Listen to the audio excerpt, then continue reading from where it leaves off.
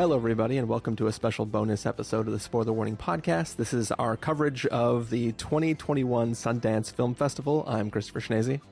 And I'm Stephen Miller.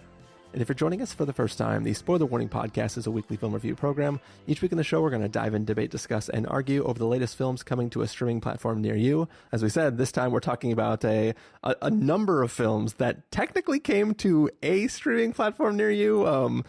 Just a week ago, it feels like forever ago now, we partook in the remote version of the Sundance Film Festival. And, not only did they go remote, but they offered like an all-you-could-eat pass, so long as you could fit it into all the available windows. And Stephen and I did an insane thing, which is much like a real all-you-can-eat pass. I tried to fit in too much, and no one was happy. We got a little indigestion, metaphorically speaking. And we saw a lot of things. There are going to be a few things from the festival that we will do full reviews for. These are things that are going to be coming to you soon, and they could be some other things that hopefully will be coming to you soon. We might not know quite yet. So we're going to start off with this episode this week, where we are going to basically briefly touch about whatever it turned into, about 27 films, just briefly, to let you know sort of the round robin of everything that we saw. And this should be fun. Are you excited, Stephen?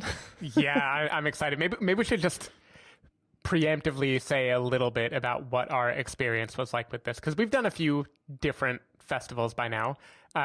We've done a few virtual festivals even with TIFF, and what little bits of New York Film Festival we can count as having attended a film fest. But I think with if you compare this to like Tribeca, you compare it to SF Film Festival with the in-person TIFF 2 years ago, like how did Sundance stack up, and what was your strategy in surviving all the madness? Well, like a not so smart person, I didn't have a strategy at first. I think, when we were planning what to see, at first it was like, well, there's blocks and things cancel each other out, so we'll just get these. As soon as the festival started, it was pretty clear that within your window of time, you could start at anything. So as soon as you finished one during your block, you could immediately switch over to anything that wasn't already sold out. And rather than have a strategy, I just said, well, hell, why not see everything? And that's when I learned that scarcity is a good thing when it comes to film festivals, because you are not guaranteed to like everything that you see. And when you're watching things that you didn't pick, you just said like, hey, this is a 90-minute film that is available in a time slot where I have 90 minutes. You will watch a film, and, yes, it's good to see things that you weren't expecting or necessarily seeking out. But also, when you try to fit like 28 films into 5 days, by the end of it, you kind of want to die. So. Yeah, and because Chris's number is 28, and we should say that was 5 days with no days taken off work. Like, this was a pretty ridiculous amount. I did a meager 24. I felt like I was going to die from 24. Early in the festival, I think day one or day two, you realized that you could pile multiple films ahead of each other, and I had like some prior commitments or whatever. Like the first 2 days, I just stuck with what we had like agreed to watch, and the rest of the fest I felt like I was just trying to catch up to you. I was just like, damn it, he's already seen this too, oh no. And then it was just a domino effect of trying to catch stuff. And so for anybody listening who didn't partake in the festival or doesn't know how it worked, essentially you could, if you had the all-you-can-eat pass, there were 3-hour blocks of times where different films were premiering. If you didn't catch it during the premiere, you had the option to 2 days later catch it during this 24-hour window, of which you could start it at any time during the day if it didn't sell out. And there are things like CODA, which sold out like a few hours into the day on their second run thing. So there were things that we had marked on our list that was like, we're going to watch this premiere. We have the alternate premiere that we could watch in that time, but then we're going to do the catch up on the 24-hour time, which, given that some of the days of the festival were during work, it would be like, okay, I'm going to get up, I'm going to start this movie at 7 a.m., try to finish it before work starts. And there were some of the things where I was like, oh, I can fit this into the block already and not have to catch it during the 7 a.m. showing. So it was, I was hurting myself to help myself. Yeah. But it turned out the pain was worse than the whatever the opposite of pain is, the soothingness. For me, my breaking point happened, I think it was Saturday afternoon, so it was fairly early. Saturday afternoon. There was a moment when I was trying to play catch up where I was like, if I time this just right, I can hit 3 movies in a single 3-hour block. Like, of course it's going to run over, but like I'm going to hit 3 premieres in this block and it'll be great. And so I remember doing it, and it was wedged between other blocks where I had multiple things too. So I remember like 3 p.m. on the dot, I got into Passing, and then the moment it ended, I got into Cusp. And then if I ended the moment the credits started and immediately hopped over to the Sparks Brothers, then it would not yet be 6 p.m. I think I started Sparks Brothers at like 5:59 in 30 seconds. Yeah. Like it was just a daring push. And at the end of Sparks Brothers, I was like, why did you do that to yourself? That was so many movies back to back without even like going to the bathroom or getting up to get a drink of water or anything. Yeah. And after that, I started taking it a little bit more sane. Like I still tried to hit a lot of stuff, but I allowed myself to just not watch a movie if I wasn't vibing with it, and that definitely made it an easier experience. Yeah, I think Saturday is the day that broke me, because that was the day that it was like, got up at 6:45, started watching the first movie at 7, and then it was literally like movie and next movie and next movie and next movie and next movie and not next movie and until I was watching a documentary after midnight that I really did not like. And then I just said, I don't know if I can do this again tomorrow. We'll see. So on Sunday is when I started. Like if I was trying to fit something in and it was running over another block and I wasn't really vibing with it, I did bail on it. So my 28 was the movies that I finished. Wow. But yeah, and then the last 2 days of the festival, I basically just slept through. So that was nice. Yeah, and that's why I had even the barest chance of catching up to you, and even still, you kept a lead of 4. And that's the movies that you finished. But yeah, speaking of movies that we finished, so we're first going to talk about films that we both finished, and then right at the end, we are going to kind of like hit a few things that only one of us got to see, and then we'll just that'll be the episode. So yeah. Hope everyone enjoys this. Some of these films you will be able to see sometime soon. If we were really good at what we do, we would have the dates of some of those releases already in front of us. Look, with like 20 something things to go over, anything is too much work. Yeah. Like, let's be real. Making this list was already a feat in and of itself. So what do you say, Stephen? We just jump into our lists? Let's do it. All right. So I'll start us off. I think this is the first thing. This is the first thing that we both watched in the festival. I don't remember if there was a weird order here or not, but no, the first thing we watched was CODA. Oh yeah, true. Well, anyways, alphabetically, which is I guess what we're doing, minus the only one of us saw list.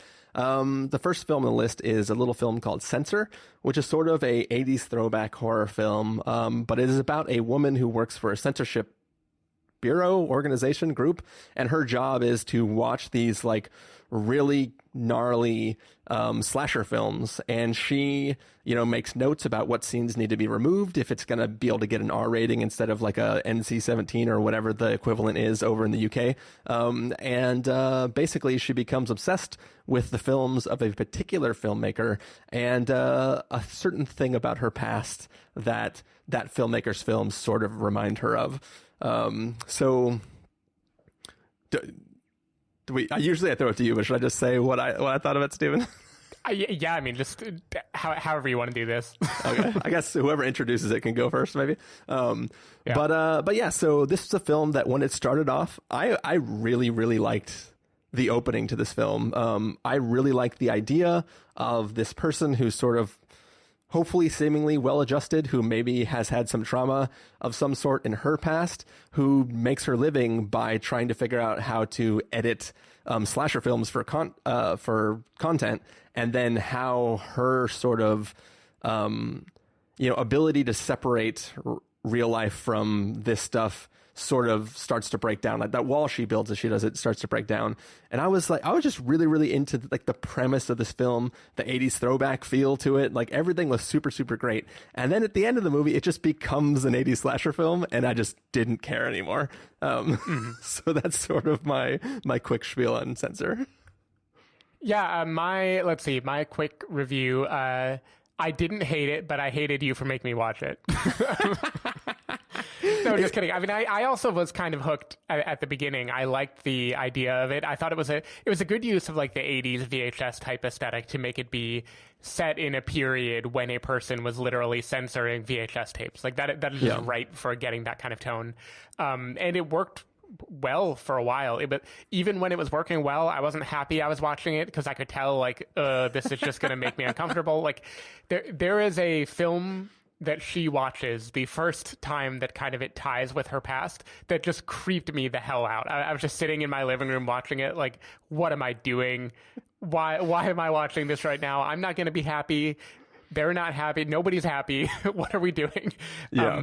And yeah, it did. I kind of felt the same where it went a bit more extreme over time and it lost me there. But I think like the tone it wants to set is reasonably good. It reminded me of a movie that was at Cannes a couple years ago called Knife and Heart. That was like a French movie about like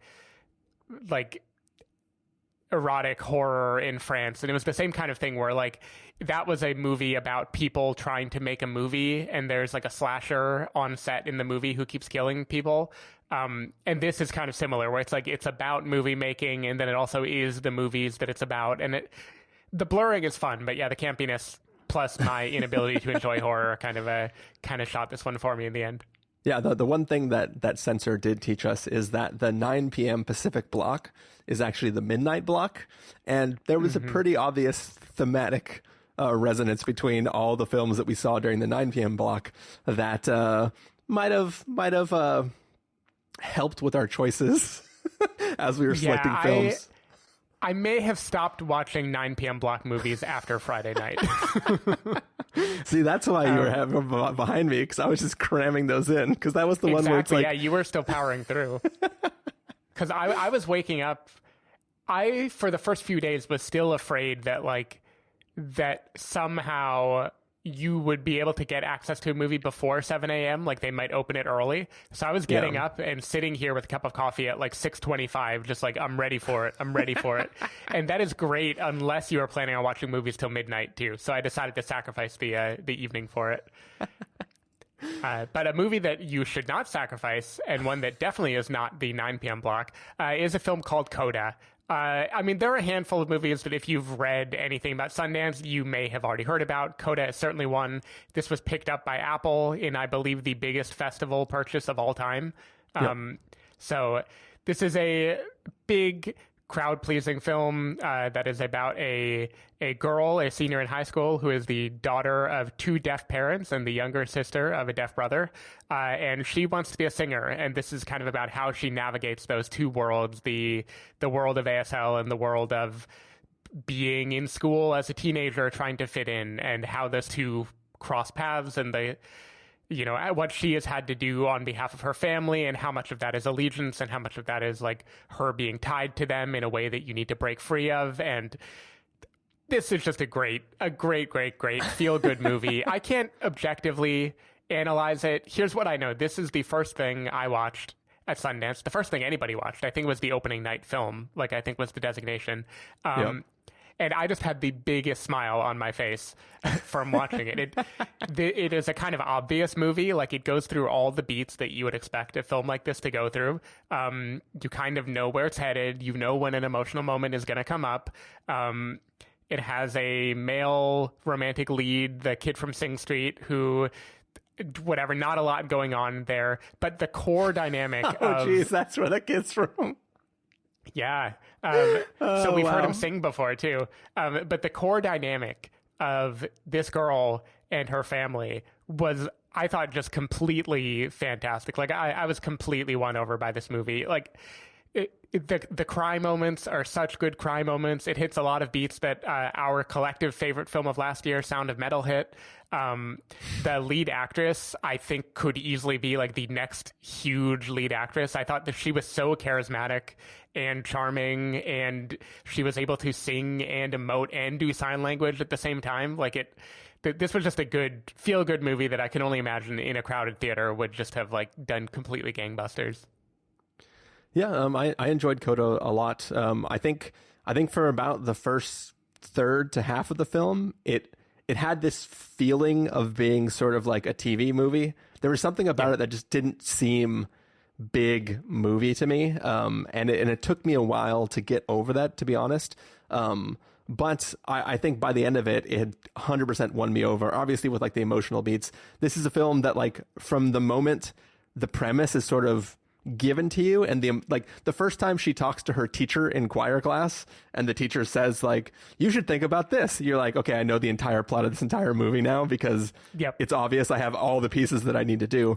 But somehow it's one of those things, we've talked about this in the past, when like a film can be obvious but it executes on the obviousness so well that you still praise it as though you didn't see it coming. Like it's like you knew it was going to do exactly what it did, and then it did it, and you're like, yeah, you did it.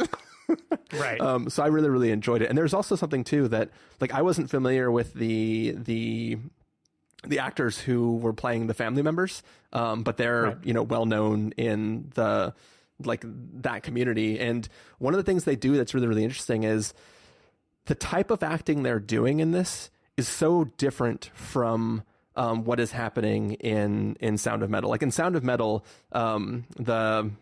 who's the guy that he goes to see? What was that character's name? Do you remember? I don't remember. All right. Like Randy or Rick or something. Yeah, Joe. It's one of those names.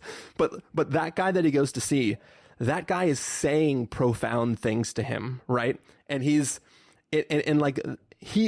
acting is acting, but the emotion comes from the seriousness and the words he is saying, right? This film has people like they're signing, but they are emotionally selling how important what it is they're saying is. So I am not recognizing the words that are being spoken as being profound. I am watching somebody feel what they're signing at me, and it works so well. And it's like, it's different than what I'm used to seeing, but you're like, wow, like that performance was fucking amazing. Just the way that they like the scenes where like they're arguing, right? With three people sitting around a table arguing in sign language and just being like, this is like fucking intense conversation that's happening right now. And I think I really, really enjoyed that portrayal of everything. So by the end of this film, as I said, really, really enjoyed it. And I'm glad that I saw it. Yeah, there's one moment in particular involving advice the father is giving to a young suitor that is just a great like example of, not just serious acting in sign language, but like extremely comedic acting non-verbally that I thought was, and it also gets a little hint of how much creativity there is even within ASL. Like it seems like there are basic signs, but then there's a lot of freedom to do more to emphasize or paint a picture. And I thought that there were a few big laughs in this movie that are just about like the father actor, basically. I assume he was half improvising, right? Like just go nuts with this scene. Yeah. It was pretty great. Cool. Well, moving on to another film, also 4 letters, which I thought was less great, is a little documentary called Cusp. And it is basically a little film that follows, it was like 3 or 4 girls in Texas as, I think it's like, is it the summer after their senior year or is it the summer after their junior year? I think junior. I don't think they're about to graduate.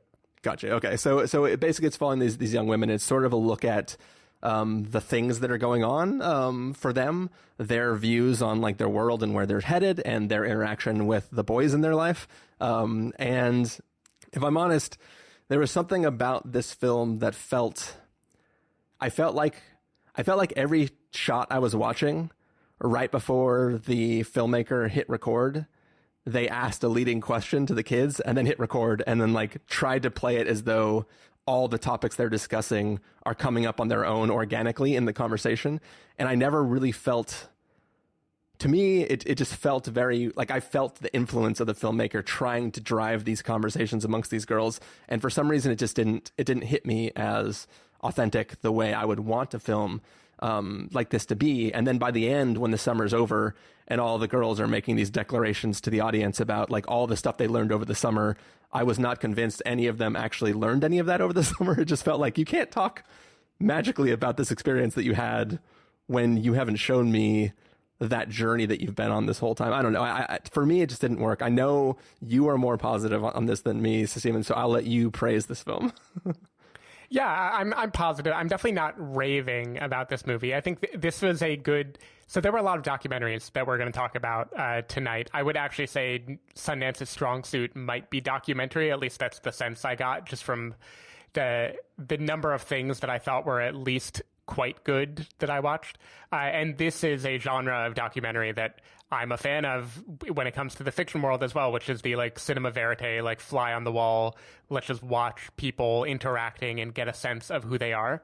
And in this case, the premise is very simple. It's let's watch a few girls at this kind of, brittle age, talk to each other and grow up. And they come from difficult family backgrounds. They're not surrounded by the greatest people. This is kind of like the documentary and female version of like Big Time Adolescence or something. It's about like that particular time in life and how these people operate.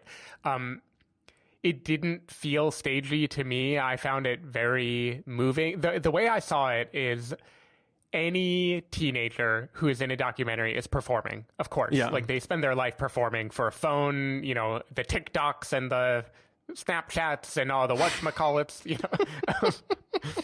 they spend their life performing, but it is still revealing because kids are not very good at hiding who they are. And so what I found very interesting about this movie is just watching the different way these girls performed how they thought they ought to be in front of the camera. Like the things that they would say and do, knowing that they are in a documentary, like knowing that this is what they are presenting to the world, like justifying terrible behavior from boys and talking about their boyfriends and doing things and getting piercings that are meant to show how like daring you are and how free-minded you are. And all of that just rung...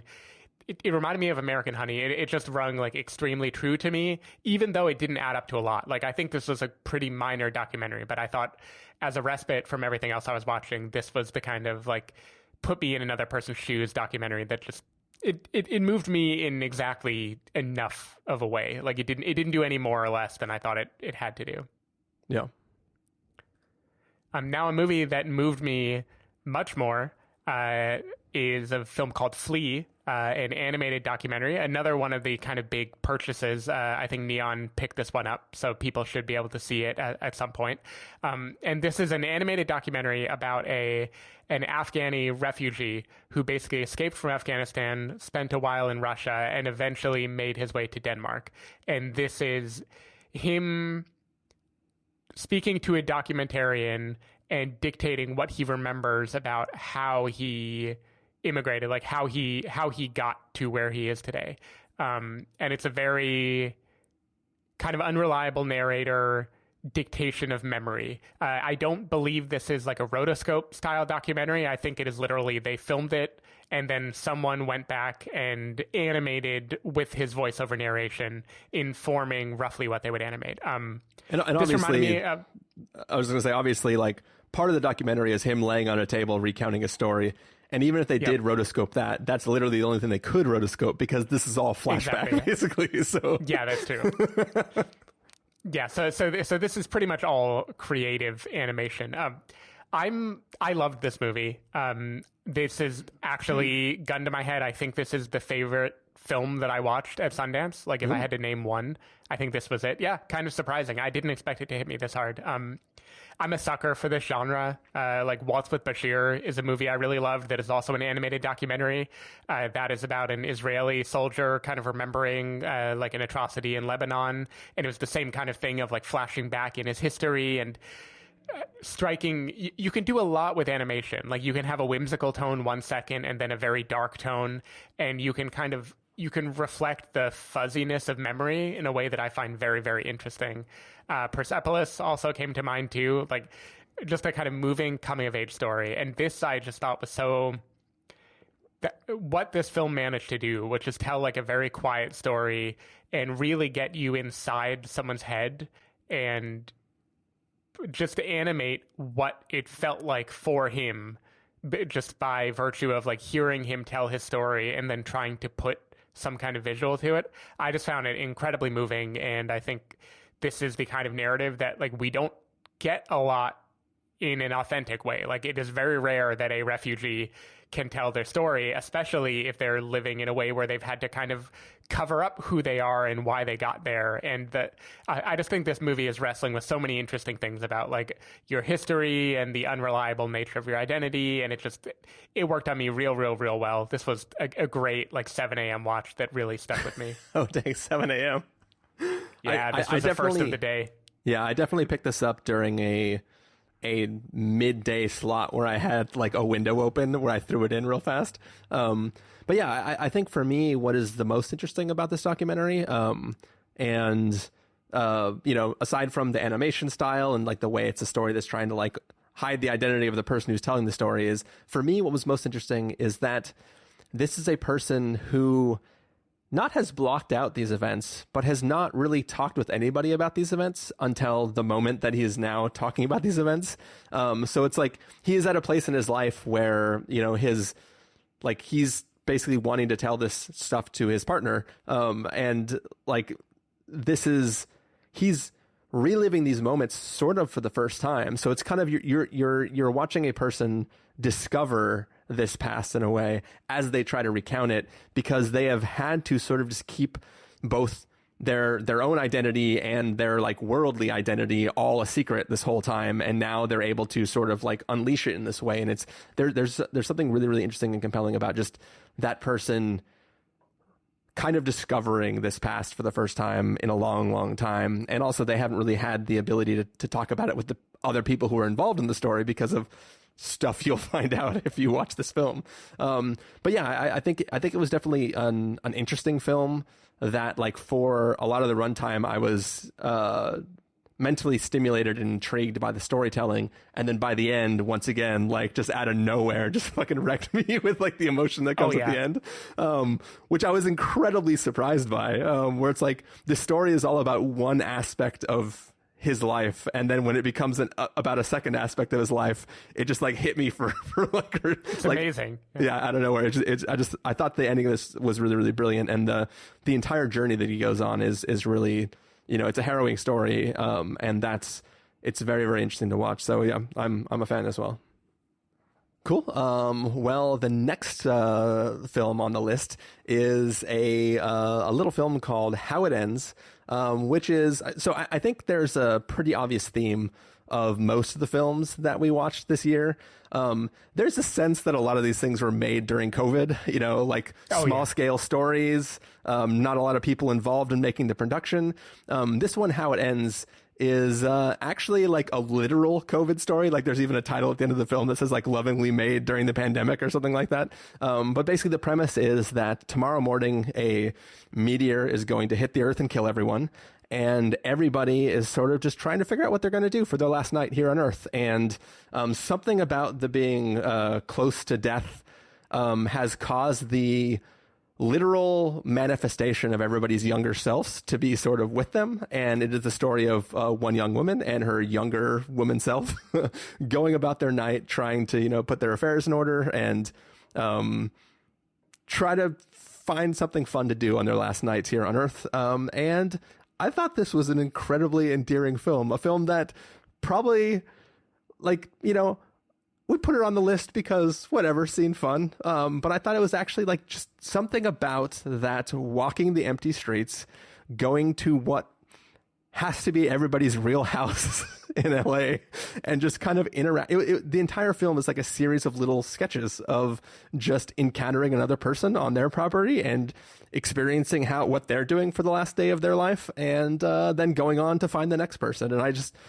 I just the film left a smile on my face like the entire movie. Everyone in it is great. And yeah, I had an amazing time with it, and I would highly recommend. Yeah. One word, Chalamet. This was a movie that is not like being very well received at all. Like I see a lot of like 0.5 star, 1 star, 2 star types of reviews going on Letterboxd of people who are just like angry at this movie. They feel like it's like trifling, it's nothing, it's just people fucking around. And I don't get it because I watched this. But Stephen, it is all those things, but it's great. Yeah. Yeah, but that's what makes it fun. I watched this at 7 a.m. on Sunday, so after the day that I broke. So I was in need of a laugh. And like many of these movies, because you actually picked pretty much the entire schedule, I did not read the synopsis. I was like, okay, I trust Chris. I'm just gonna go in blind, gonna see what happens. Like I recognize Zoe Lister-Jones. It's like, okay, this is an actress that I'm somewhat aware of, and she's making a movie. I'll watch it. Like her and her husband did Breaking Upwards too before, so that's kind of like I don't know. I was a little familiar. I was totally charmed by this movie. I like immediately I started belly laughing at like a bunch of scenes when I realized like this is her younger self and how nonchalantly the movie plays it. Like Nick Kroll just made me crack up immediately. The Olivia Wilde scene that I referenced before, yeah. I had a lot of good laughs there too. Like it just felt like people having fun and messing around. And I don't know why. Like I get that this should feel like a like direct to Comedy Central movie or something like that, but it didn't for me at all. Like I had a lot of laughs. I felt some real emotion. Like there are moments when she chats with her dad and her mom, and in both of those, they are both very funny for what they kind of reveal about their parents, but they also do feel kind of moving. Like it does feel like a person reconciling with their past. But like there's a great moment where the dad doesn't recognize her younger self, which is such a good like condemning aspect of their relationship. It was pretty amazing.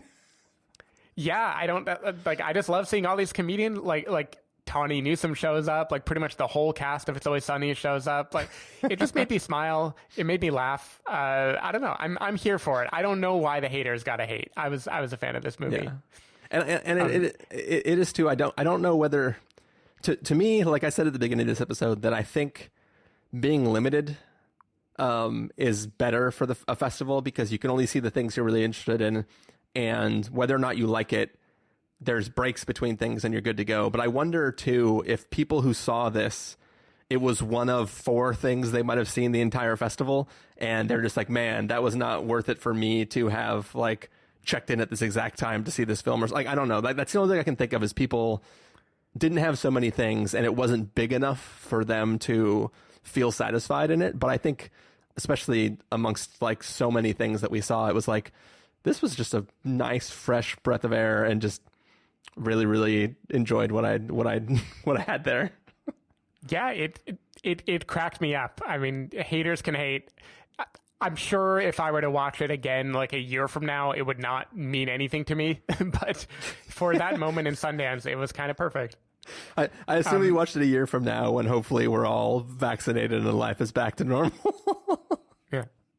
Well, speaking of movies that were clearly made during the COVID pandemic and are maybe kind of about COVID, we also watched In the Earth, a movie by Ben Wheatley, who I'm not super familiar with except for Free Fire. But this is a film that just from the description seemed kind of right up at least your alley. It is a sort of sci-fi futuristic-ish take of a virus has ravaged the Earth, and there's like a traveler, and he and someone else head out to like a science station, and they are studying the nature of the Earth, and they meet people along the way. And what ensues is a kind of psychedelic, I don't even know what to call it. I was not a fan of this movie. I did not like it at all. I thought this was a very, very, very abrasive film, like kind of intentionally, of course, like it's trying to be abrasive. It's trying to put you in a disorienting headspace.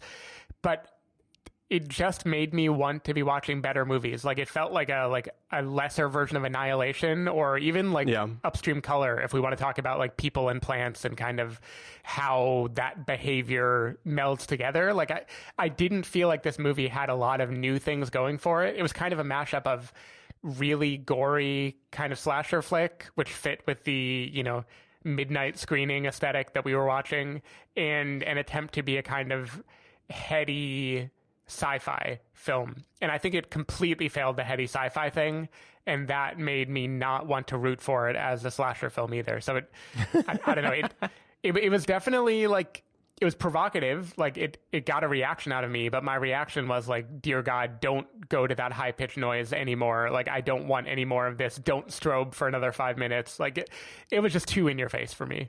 Yeah, so my question for you, Stephen, is until they get to the location where the strobes start going off, did you like it up until then, or were you already sort of disconnected from it by that point?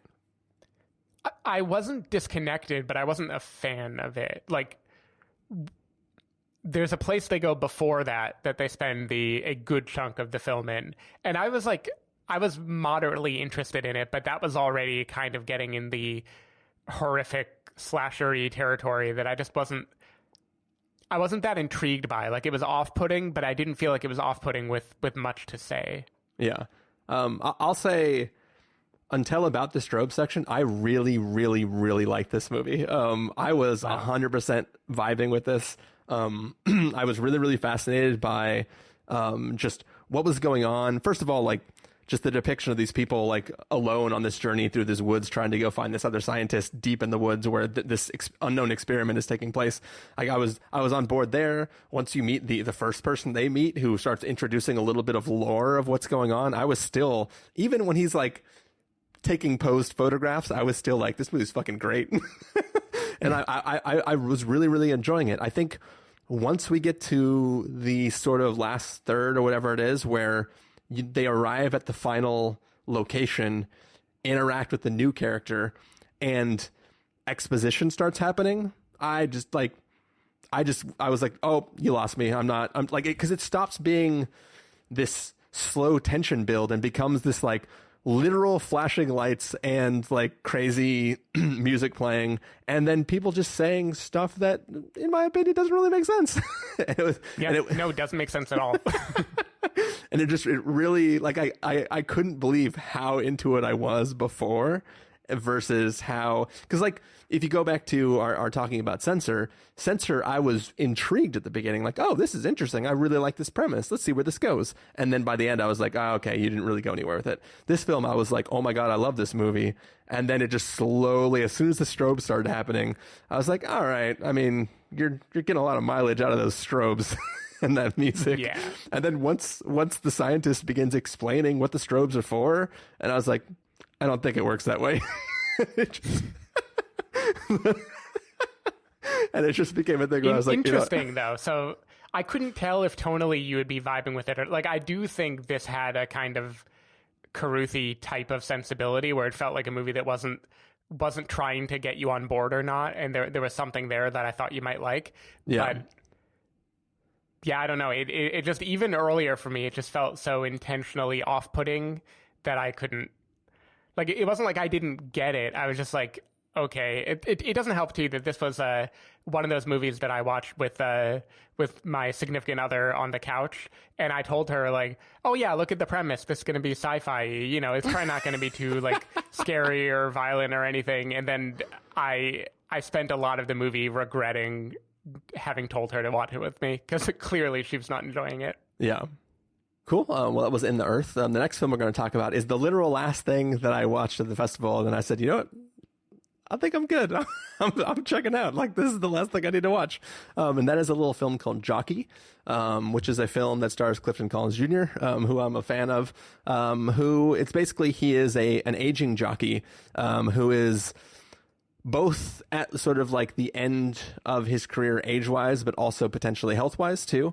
And while he's sort of bouncing the day-to-day and how he tries to continue competing with all these younger riders, he encounters a much younger rider who tells him that he thinks that he is he is his father. And it's really just this, it's sort of a mix of a guy who sort of just has one thing going on in his life and he just wants to do that thing until the day he dies.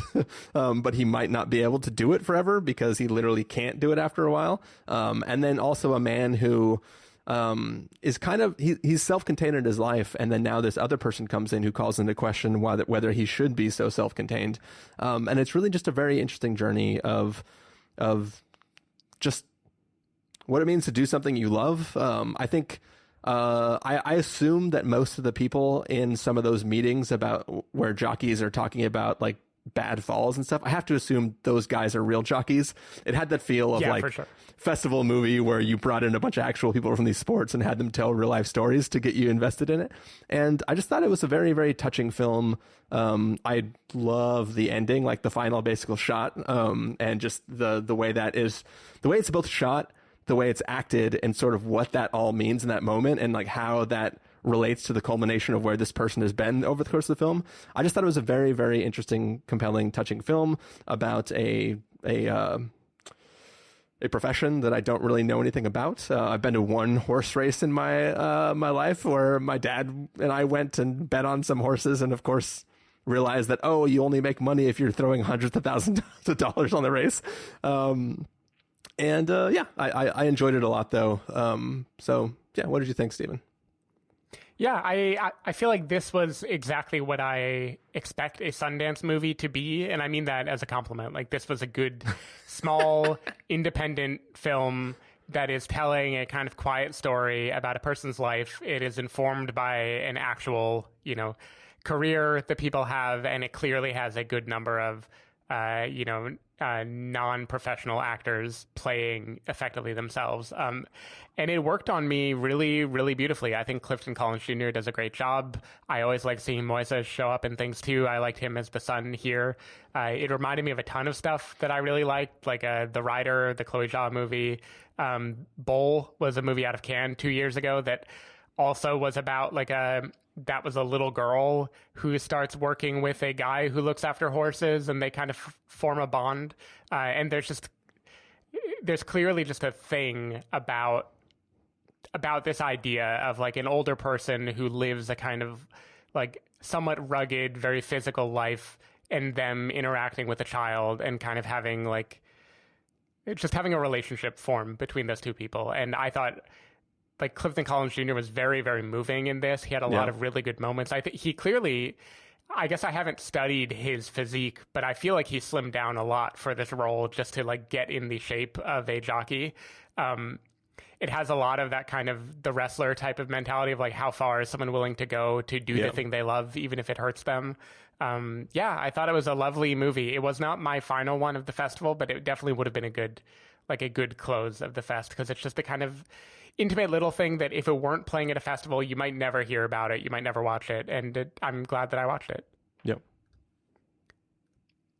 So a movie that you definitely would hear about is Judas and the Black Messiah. This is the one film of this festival that I watched that was like literally, it was coming out a week and a half, 2 weeks after Sundance. There really isn't a lot of time. And this is one, if anything, that I know we are going to devote an episode to, because it is going to be the biggest released when it comes out, like a weekend from now. But yeah, it is about the Black Panther leader, Fred Hampton Jr. Fred Hampton. Junior's. Yeah, I forget if Junior is the son. Yeah. Sorry. So the Black Panther leader, Fred Hampton. He is the quote Messiah in the film, and then the Judas, the FBI informant who basically turned on him, and the events that culminated in his murder by the FBI that we've actually seen discussed multiple times, like in the trial of Chicago 7, for instance. It is interesting to see those, like, it's weird to talk about it this way, but it's like a shared universe where it's like in both films, they're referencing the event that happens in the other film. And like Fred Hampton shows up briefly in Trial of Chicago 7. I want to say Bobby Seale shows up like very, very briefly in this movie too. There's like a sketch from the courtroom, right? Yeah, that's right. Yeah. I thought this movie was awesome. Like I thought this movie was great. It is a kind of a biopic that isn't afraid to be like very provocative, to show you kind of the rougher, true aspects of what happened. And that's true just by the nature of, you know, the Black Panthers.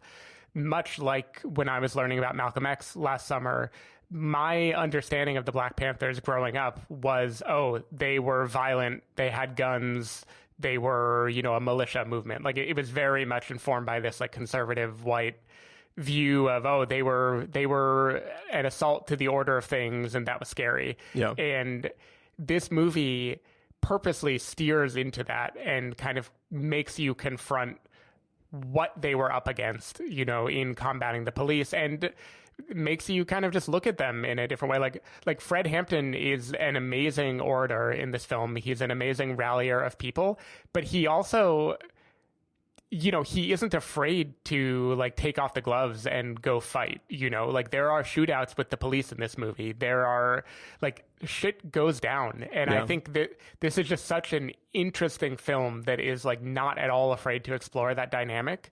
You know, obviously Daniel Kaluuya is amazing in this movie. Lakeith Stanfield is also amazing. He kind of pulls off an almost like Joaquin Phoenix-y type role as like the sort of unhinged, troubled person who thinks that he's in the right oftentimes, but you never really know what he's going to do next. I thought this was a fantastic movie and just really, it just blew me away. It reminded me maybe just of the Kaluuya effect, but of Widows, which was another film set in Chicago that I thought just was like the perfect level of brooding intensity and like tackling real world themes, but still doing it in an entertaining way. I feel like this is a story that it's cool that this is going to go wide and more people are going to get to see it. Yeah. I thought it was fantastic. I mean, for me, what it's doing is so compelling because it is framing it from the Judas character, right? The betrayer. This isn't a story that is following Fred Hampton and then later introducing this character who will eventually betray him. It's completely set from the point of view of the person doing the betraying. And I think Lakeith Stanfield is doing an amazing job of portraying this man in a very sympathetic light. Like he's treating it as though he is tormented internally about what he is participating in, and he doesn't know what steps are too far versus not too far, and what he's doing preservation wise versus not preservation wise.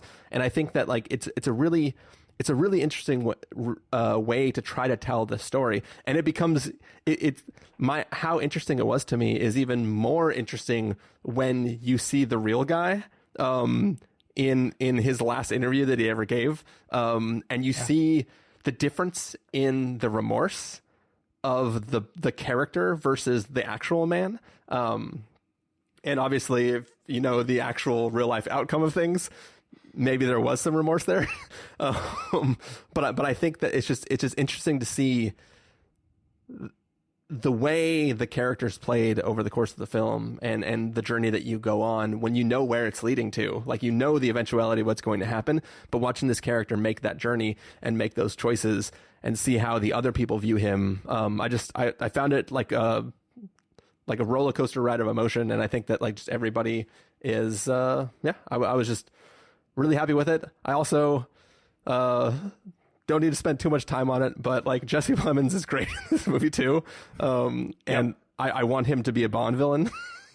It's just, he has this sinister, like, he could be saying good, positive things to you, but you still have this air of like pure evil feeling that you get from him. So just throwing that out there. I know don't want to spend too much time talking about him in this movie, but yeah, just I really enjoyed this film. No, yeah, he's very well cast in his role as effectively the Pharisee or whatever in that analogy. I will say, of all the movies that we watched at Sundance, this is the one that I really wish I could have seen on the big screen, because I just feel like that the drama and the intensity of some of the moments would have just really, really popped if I were like in a dark room surrounded by people. Still worked very much on a TV, but this was one like the way Widows did work on me, where I just feel like it would have been really impactful in theaters. All right. So now moving on, another 9 p.m. block film, and that is a little film called Knocking, which I'm going to be real honest. I don't remember the exact setup for the premise of this film, but basically it is a woman who is returning from I think she did like a stint in a hospital. Yeah, like a sanatorium type place. Yeah. And then now she is being released back into the wild. And she's been given an apartment, which she is living in.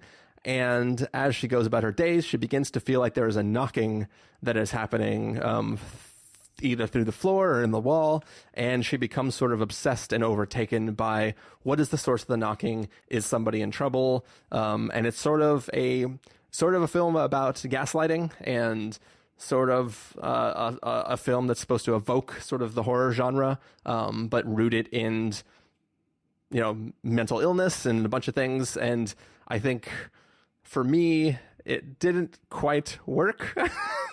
And I think where it goes to in the end of the film made me actively angry. I don't think that we're ever going to do a full review of this. So you're just going to have to watch that yourself to figure out what made me actively angry. But yeah, what did you think, Stephen? I know what it is. I thought it was fine. I thought this was a totally fine movie with a quite good lead actress. Like, she's interesting because she doesn't fit your typical expectation of like a lead actress. Like, she's a little bit older. The character she plays is clearly troubled from the jump. It isn't like she seems perfectly fine and then the events cause her to unravel. It's this interesting movie about like questioning your own judgment and, kind of like what Elizabeth Moss does in Invisible Man, of like, you have a character who has reason to feel unreliable and yet they are convicted in this moment, and you kind of watch them grapple with that tug of war. I thought like she brought an interesting fragility to it that I liked, but overall, the movie, you kind of knew where it was going from the second it started, and it was like, it can only end one of maybe two ways, and either way is not going to be that satisfying. And then I don't know. In the end, I thought this was too simple a story to really justify like a feature length. Yeah. I feel like a short would have been a better duration for a movie like this, because it stretches to the point where you're like, okay, come on, get to the next part. We get it. We get the metaphor. We get what is going to happen. Just like, cut 30 minutes and make this into a short film. But it was fine. I was completely happy enough that I watched it just like a straight down the middle, whatever kind of movie for me. So let me ask you a question. I mean, so this was, do you remember which country the film comes from? Sweden. Sweden. Okay. So it was a foreign film, and I don't know how this type of film goes, not American style, but like the entire ending of this film, all of the extra information you get comes over basically a walkie-talkie. And the camera is staying in one spot while you're listening to events that are happening somewhere else.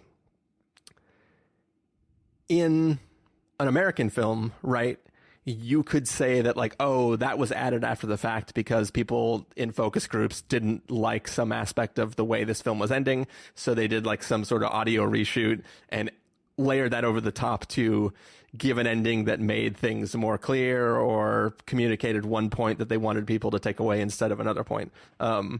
Do you think that would potentially be possible in this situation, or do you think this is probably always the intended? I mean, not for a festival film, right? Like this has to be their first shot at it. I think it was always intended, and it is just it's more on the nose than it needed to be. Cool. Let's see. Oh yeah. So up next is a movie that I was somewhat excited to watch, though I admit by the time the slot came, it was in one of those days when I was watching way too many things back to back. I was already getting a little bit more tepid about Robin Wright's directorial debut, Land. This is a film about a woman who suffers a personal tragedy, and after that, she moves away buys like a big area of property out in the middle of nowhere with a cabin and access to a lake and stuff, and wants to fend for herself and just never see another human being.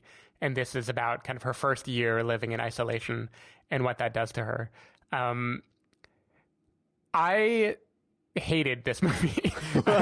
This is maybe the only Sundance film that I just actively really, really, really disliked. Wait a second. Just by the way, when you sent me that text that said, "How would you feel if Land was my favorite film of the festival?" I took that to mean you genuinely liked it and you assumed I hated it. So I mean, if I could peel back the curtain a little bit, Stephen made this gnarly spreadsheet where we could put the things that we saw and whether or not we want to talk about them as potential single individual reviews. And I put the checkbox next to Land because you said that you wanted to talk about it, not because I was particularly fond of talking about it. But anyways, sorry. Okay. So see, Steven... I thought you were going to defend the movie. I didn't think you loved it, but I thought you were here to defend it, and you were shocked that I hated it so viscerally. No, Steven, you can't text me when my brain is mush from seeing too many films and expect me to pick up the nuance of your sarcasm. And yet, I think we both picked up immediately that the other 4-letter movie we were talking about was Wild, right? So clearly, even when our brains are mush, we can figure out some stuff. No, that's not what I was talking about. See, really? I took you at your word, which means I was referencing a film that is actually, in fact, my favorite film of this festival, which we'll get to sometime soon. Yep. Yeah. Okay. Well, I mean, there won't be too many disagreements on that one that you're referring to. But anyway, this movie. So, of course, this was not fair of me to the film. You know, I was tired. This was probably movie number like 6 of the day that I was watching. It is a very slow-paced film. It is directed by and starring Robin Wright. And it is almost exclusively just focusing on her surviving. So like right out of the gate, it just felt very kind of egocentric to me. Like the classic, an actor makes a movie and they think this is the most meaningful thing in the world they can do. And then I just thought it got progressively more infuriating. Like it became misery porn, but I didn't feel bad for her at all. Anyway, so the Letterboxd review that I left was Karen Goes Camping, or How I Bought a Shit Ton of Land, Almost Died, and Learned Life Lessons from BIPOC Who Thanked Me for Needing Them. Which like this movie just goes in some, I thought, really like terrible, cliched, silly directions. It does its best to cast like some indigenous people and try to be reflective of the land, and that only makes it worse to me that like white, wealthy Robin Wright is making this movie about how meaningful it is to be in nature and look at all these people who show up and help me because of how wonderful they are. It all just felt like very condescending and cheesy, and like, I don't know. I really did not like this movie, and I was annoyed at how much time I had to spend sitting and watching it. Dang, Stephen. Yeah, I'm not going to try to defend this film. I didn't actively hate it the way that you did. I think that there's something interesting about these people who don't care about the outside world and just trying to survive on their own, and like the way the guy that she does end up encountering, who does teach him stuff, the way he's sort of like respectful of the fact that she doesn't want to be connected to the real world anymore, even to a fault, maybe. And I think that there's something interesting about just the idea. Like this is sort of like, I mean, the film isn't doing the same thing, so this is not a proper comparison. But like in the one sense, it is sort of, there's an aspect of like, what if Nomadland, but the car never moved and it's in the middle of the wilderness? Where it's just like watching a person try to live away from all the things, and not in a COVID way where you're like cut off from the rest of the world because of necessity, but literally like, I can't be with people, so I will not be with people. There was something at least enough in that to keep me watching without being like, fuck it, I'm going to click over to another thing. But it definitely, when it was over, I was kind of like, it was a movie. And it didn't really blow me away in any way. But it is also sort of like wild, but not over distance. Right. Yeah, like Nomadland is a good comparison too. It's just anything like Nomadland or Leave No Trace or whatever, like those movies are just really good and anchored by a really good performance, and this felt more like I don't know, almost like the children's story, like the Swiss Family Robinson of like, look at all the things I survived. Like it just, I don't know, I was not in the right mood for this, but it just really annoyed me how grandiose this movie was trying to make her like struggle feel like, when she not only inflicts it all on herself, but she like is actively shitty to people who try to help her through it. Yeah. And I think that annoyed me. One of the problems too is like one thing that's really dumb, and once again, like there's easy ways to make this in the script not have to be this way, but essentially she goes, "Yo, dude, who I bought the house from, can you send somebody up the hill to take away this car because I don't want a car?" And he's like, "Listen here, lass, you don't want to be trapped up here in the mountains without no car." He didn't actually have that accent, but for the purpose of what I'm doing. So, and then he's like, you don't want to be up here without a car. Like you have to get back to civilization in the event of emergency. And she's like, "No, I don't." And then immediately she does. Yeah. And it's sort of just like one of those things where it's like, all right. Like you could have had everything could have played out exactly the same if the car just hadn't been started for a year and all the engine was like seized and frozen shut and shit like that, and just have her still not be able to use the vehicle, but at least have made the decision to still own a car. Like if you're literally liquidating everything in existence, you can spend an extra couple $1,000s and have a vehicle that can survive being parked on the side of the house every once in a while. Like it just seems like, come on. Like also she really didn't she didn't even watch like Bear Grylls or something before she went out there. I also just didn't like the movie plays up through the whole film. It's waiting for her to explain what it is that she's grieving. And it is so obvious every time it shows you what she's grieving already. Like it visually shows you over and over again, like, look, this is the husband, this is this. And then when it finally happens, it just again felt like she's story topping. Like she doesn't care about the other person in the conversation. She just cares about her own grief in a way that just bothered me. Yeah, I'm going to be honest. Until you said it, I didn't remember any of the flashbacks.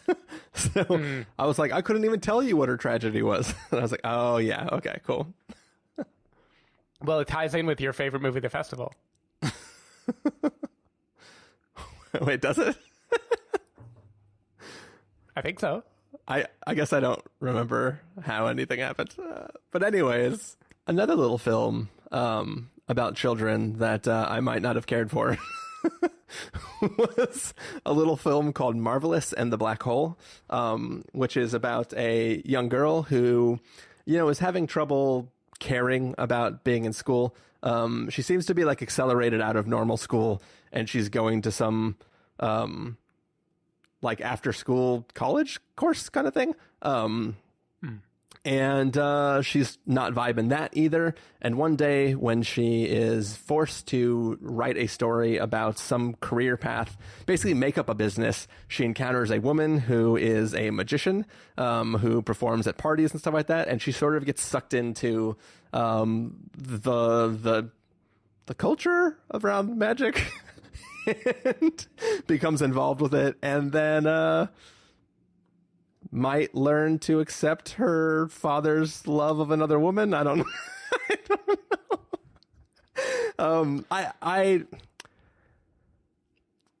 when I read the description for this film, I expected a adult film centered around a child, like with the stakes of a real film, with all this kind of stuff. And I think what I got is a Disney Channel movie, which felt like a film aimed at young children to watch. It didn't feel like this isn't a Pixar thing, right? Where it's like a child story that's accessible to adults. I felt like, oh, I made a mistake in watching this film.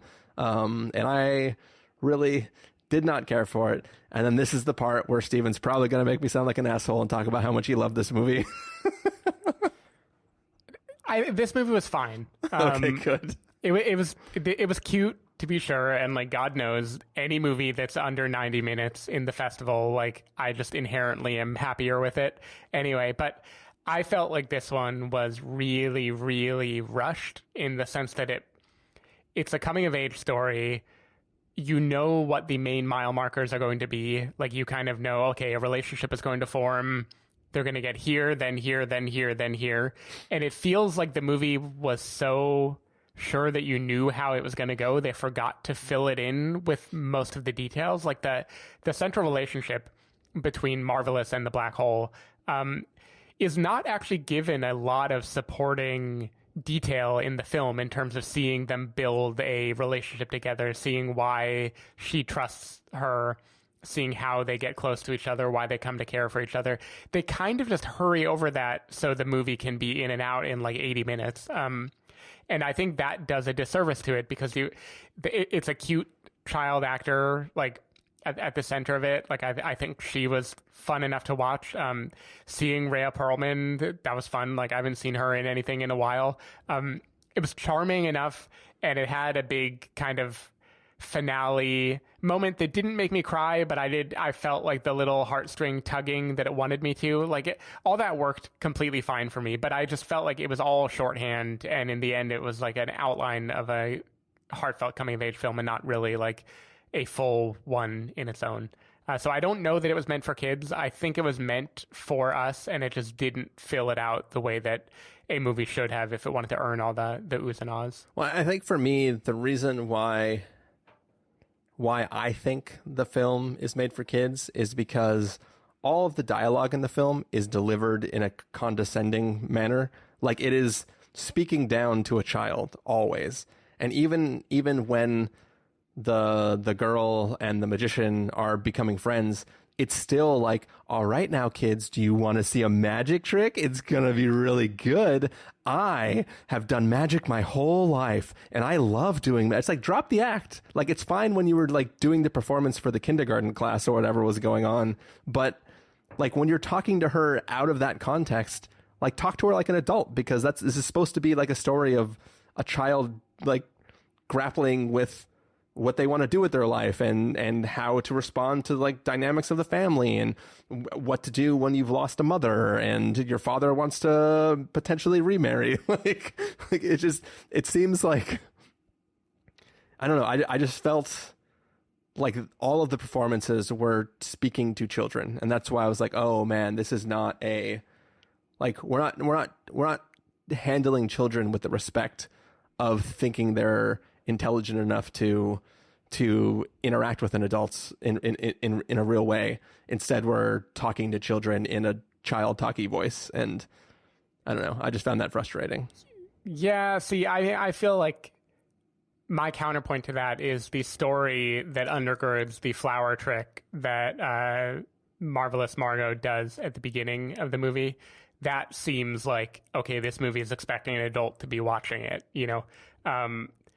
I do think, yeah, the tone she strikes when she's talking to the girl at the center is definitely a little, like, it's a little condescending, but I saw that more as just being cute, and she's kind of like a big-hearted woman, and she sees the world in a very optimistic way, and this is just how she relates to people and how she talks, and not necessarily that the movie was condescending or speaking in a little kid voice to me. Yeah. But I hear you. It was definitely like a little too cutesy for its own good. So I won't make you feel terrible for that. Speaking of things that'll make you feel terrible, though, we're going to talk about Mass, which is a film where I think the synopsis actually manages to not give too much away. So I won't either in this. It is a small film. With the exception of like a few side characters that you see briefly, there are 4 people in this movie, and it is a conversation piece around its 2 sets of parents who are coming together to discuss some tragedy that has happened in the past. You can decide if you want us to say more about what this film is about now, or if you want to save it for a spoiler section in a full review that we do later. What I'll say for now is I thought this movie was great. I thought this was the type of movie that you don't really get that much anymore, which is just an adult drama. Like, that is all it is adult drama. These are going to be four very much like older, middle-aged actors coming together to have a conversation that is going to ebb and flow. It is going to be very intense. It'll kind of like swerve in and out of the intense drama and then just be real people talking, and then something will break again and then they'll go back around. I would say it feels play-like in the sense that it would be an amazing play to watch on a stage. Yeah. But there's something very cinematic about the way that this happens, and like the layout of the room and the way the camera follows people and the way time passes there. I thought it was great. When I watched it, I was like, okay, this movie is of a pace that I do not see enough of anymore, and I feel like I'm in for a treat. Is like the wrong word because it isn't necessarily treat subject matter, but definitely this is like a meaty movie to dive into. And yeah, I was really glad that I watched it. Yeah, I thought this film was phenomenal. This is by far my favorite thing of the festival. It's probably going to be on my top 10 list by the end of the year. We're still pretty early on, so who knows? Warner Brothers be damned.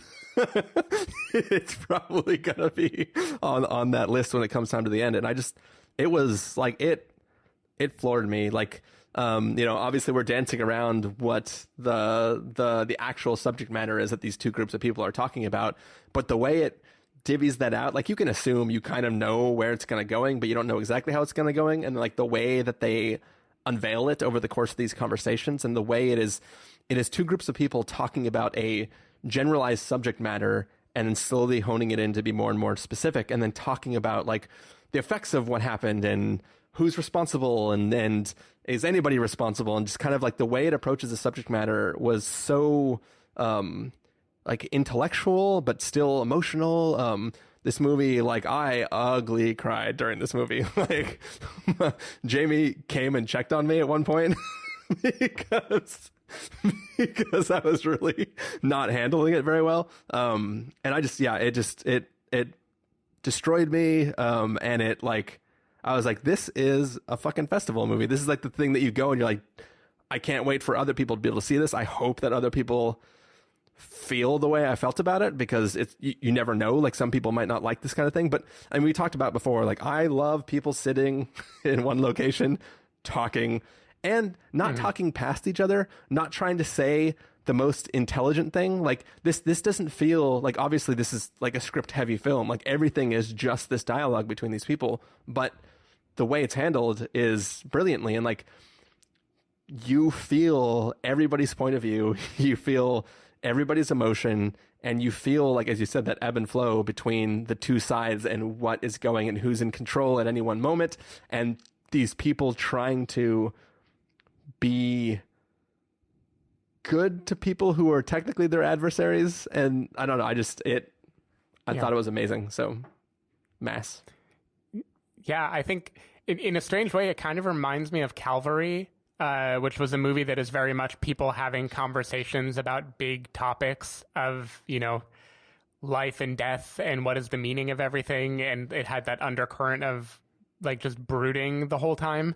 And that movie I loved, very much. And this movie also, I just kind of was won over by, because they're talking about very top shelf concepts, but I think they do it justice. Like, I think they earn those moments. And I think I know when you cried, and the movie completely earns all of that. Like the character building that they've done. There's 3 like good heavy cry moments. Okay. Maybe I don't know all of them. We'll get into them in spoiler section when we talk about this movie in a separate review. Yeah. But yeah, definitely a really good drama. You need to be in the right mood for it. I was, thankfully, but like this is all people talking, and they will beat around the bush, but only for a bit. Like they're going to get into it, and they're going to say the thing very, very, very directly, and you just have to be ready to steer into that, because this movie isn't going to pad the landing at all. Yeah. But as long as you're ready for it, then yeah, I think this is a fantastically intense drama that should be a stage play if it isn't already, because I didn't do my homework and check if it's based on one. I didn't check either, but it definitely feels like it could be. But who knows? Everybody should see Mass, though. All right, so moving on. A little film called Mayday, which has, pretty interesting premise. Some people are comparing this to like Peter Pan with like a Neverland feel. I think that there's maybe a better comparison to like Alice in Wonderland in a way. I mean, it's literally about a girl crawling into a hole and then waking up in another world. I don't know. But it's essentially a story about this young woman who works at this event place, and there's a storm that happens, and due to some things, she's sort of like knocked out. And when she comes to, she is on a mysterious island that is run by a squadron, I guess, of women who are one by one picking off male soldiers who come to the island. And it's sort of her trying to figure out if she fits in with this group or whether she needs to try to figure out a way off the island. So I did not like this movie even a little bit. Long-time listeners to the podcast know that I don't care for things that are too much metaphor. Like if there is no constant in the thing that you're watching, like there's no thing that grounds it in a reality, even if it's a hyper real reality, I grow tired very quickly of things that are metaphorically related to the subject matter that you want to talk about, but don't make actual sense in the context of the world that you're creating. And I think that this film was just too much. On the one hand, it's too simple. It's just like 4 women, one by one, shooting a bunch of guys, and then having conversations about why they did that. And then besides that, you're kind of like, you don't really get a sense. Like, there's not really real world building, and there's too much strange stuff, like her crawling into an oven before she wakes up on the island. That just feels like, I guess this is artsy, but it's too much of a thing, and I found it extremely grating. Steven, why is this a great movie? I don't think this is a great movie. This one also had the kind of misfortune of being in between other movies that I was racing to see, so my patience was not phenomenal for this one. I will say I was more positive on this than not, because I think it's interesting, and it's interesting for a few reasons. One is the look and feel of this movie is kind of at odds with its subject matter. Like this feels very much like a fantasy, almost like a YA film, like what I imagine the Argonauts feels like or something. Like this, like it seems like I don't want to say wild magical world, because it isn't like there's heavy CG or anything like that, but it feels like a fantastical story that is meant to be inspiring, but then it is taking on a dark subject matter. You mentioned Peter Pan as what everyone is comparing this to. I got almost like a Pan's Labyrinth from it, but it's kind of like a reverse Pan's Labyrinth. It's like she's imagining a war as like an analogy for the real life horrors that she's going through. Yeah. And it's interesting. It's interesting because there's a lot of stuff that if you treat it only as a metaphor doesn't make sense. Like the different characters in this world have competing goals, and like Mia Goth, for instance, I don't know what she is meant to be in a metaphorical sense. It's kind of like the fantasy is taking over the narrative, and it has its own story for a while. I thought there were some kind of striking sequences in it. There's a surprise dance sequence that I was pretty into. I was not expecting it. It had some sentiments that I liked a lot that again gave me the kind of YA vibe. Like there's something about Mia Goth is urging her, like, you're going back to so much darkness. And she says, in the dark, I'll be able to see the stars. And there was a thing where I felt like this was a kind of like interesting, inspirational movie that like didn't stick the landing. Like it had all the components. And like, I wish it would actually be taken and get some of the YA gloss that it seems like it has and just become a full blown, like, okay, this is going to be a 2-hour adventure movie where we make the metaphor a little less metaphorical and we put a little more adventure in the fantasy world. As is, I thought it was a kind of interesting experiment, and I was glad to see like Grace Van Patten in something. I liked her in Meyerowitz Stories and a few other random things I've seen her in. But yeah, overall, I didn't love this movie either. I thought it was an interesting experiment because it was kind of dancing between a bunch of tones, but I don't think it all really worked in the end. Yeah. Another movie, see my segues, that is kind of dancing between tones is On the Count of Three. That is Gerard Carmichael's directorial debut about, I think this is in the synopsis, about two friends who form a suicide pact, basically, and they spend their last day on Earth together. This is one of those movies that I was not going to catch. You caught it kind of early. I was negotiating with you about what I should definitely prioritize, and it sounded like this probably wasn't a thing I should like heavily prioritize over like other things that I was excited to watch. So I didn't. And then I went back later that night and it was sold out, and that made me want it because I couldn't have it. It gets a FOMO. So then when award day came around, I found some time in the middle of the day to slice this into basically two 45-minute segments in between meetings, and watch this movie. And I was pretty into it. I think this is a messy movie, but a interesting directorial debut. It's like very dark and quite funny at the same time, and it is dealing with the subject of suicide in a way that it is definitely, how should I say it? It is not being respectful, but I don't think it's being reckless either. I think it's doing an interesting thing where it manages to draw the comedy line enough where it's like, this is how it feels to be hopeless, and this is meant to be a kind of like nihilistic movie that people who feel a sense of hopelessness will understand. And I think it does well in that framework. Like I had a good time watching this movie. I thought it had some good energy, had good like asshole vibes from. I'm blanking on the guy who stars opposite Gerard Carmichael. But anyway, he brought some good like Robert Pattinson and good time energy to the movie. And yeah, I don't know. Overall, I was fairly into this one. I think it's a good debut. It kind of makes me interested to see what Gerard Carmichael does next. But it didn't totally add up to a movie that I was in love with either. Yeah, I think it's an interesting film. The humor aspects of it, I did find entertaining in this story. Like I never didn't enjoy my time with the film, but I also I want to push back a little bit on shit. What was the word you used? You said you don't think it handled the material. I don't think it was respectful, but I don't think it was reckless. Yeah, so I do think it's a little bit reckless. When the movie starts out, there's a little bit of a parallel tone to it where it's like, okay, we know we're going to kill ourselves today. So what can we do that we don't have to worry about the consequences of? Because we're not going to be there to cover the bill later, or we're not going to be there to deal with the aftermath of this thing.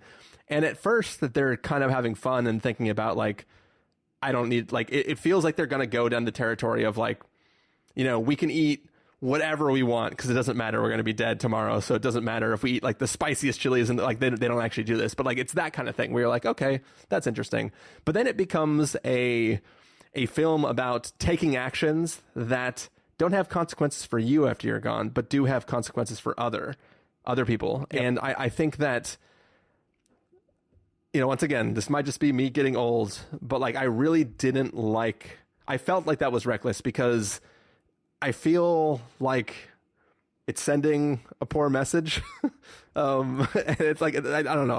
I don't have the eloquence to articulate this properly, but it just, something made me very, very uncomfortable about where this film starts to go as they explore the boundaries of what they're willing to do, given they don't expect to see it tomorrow.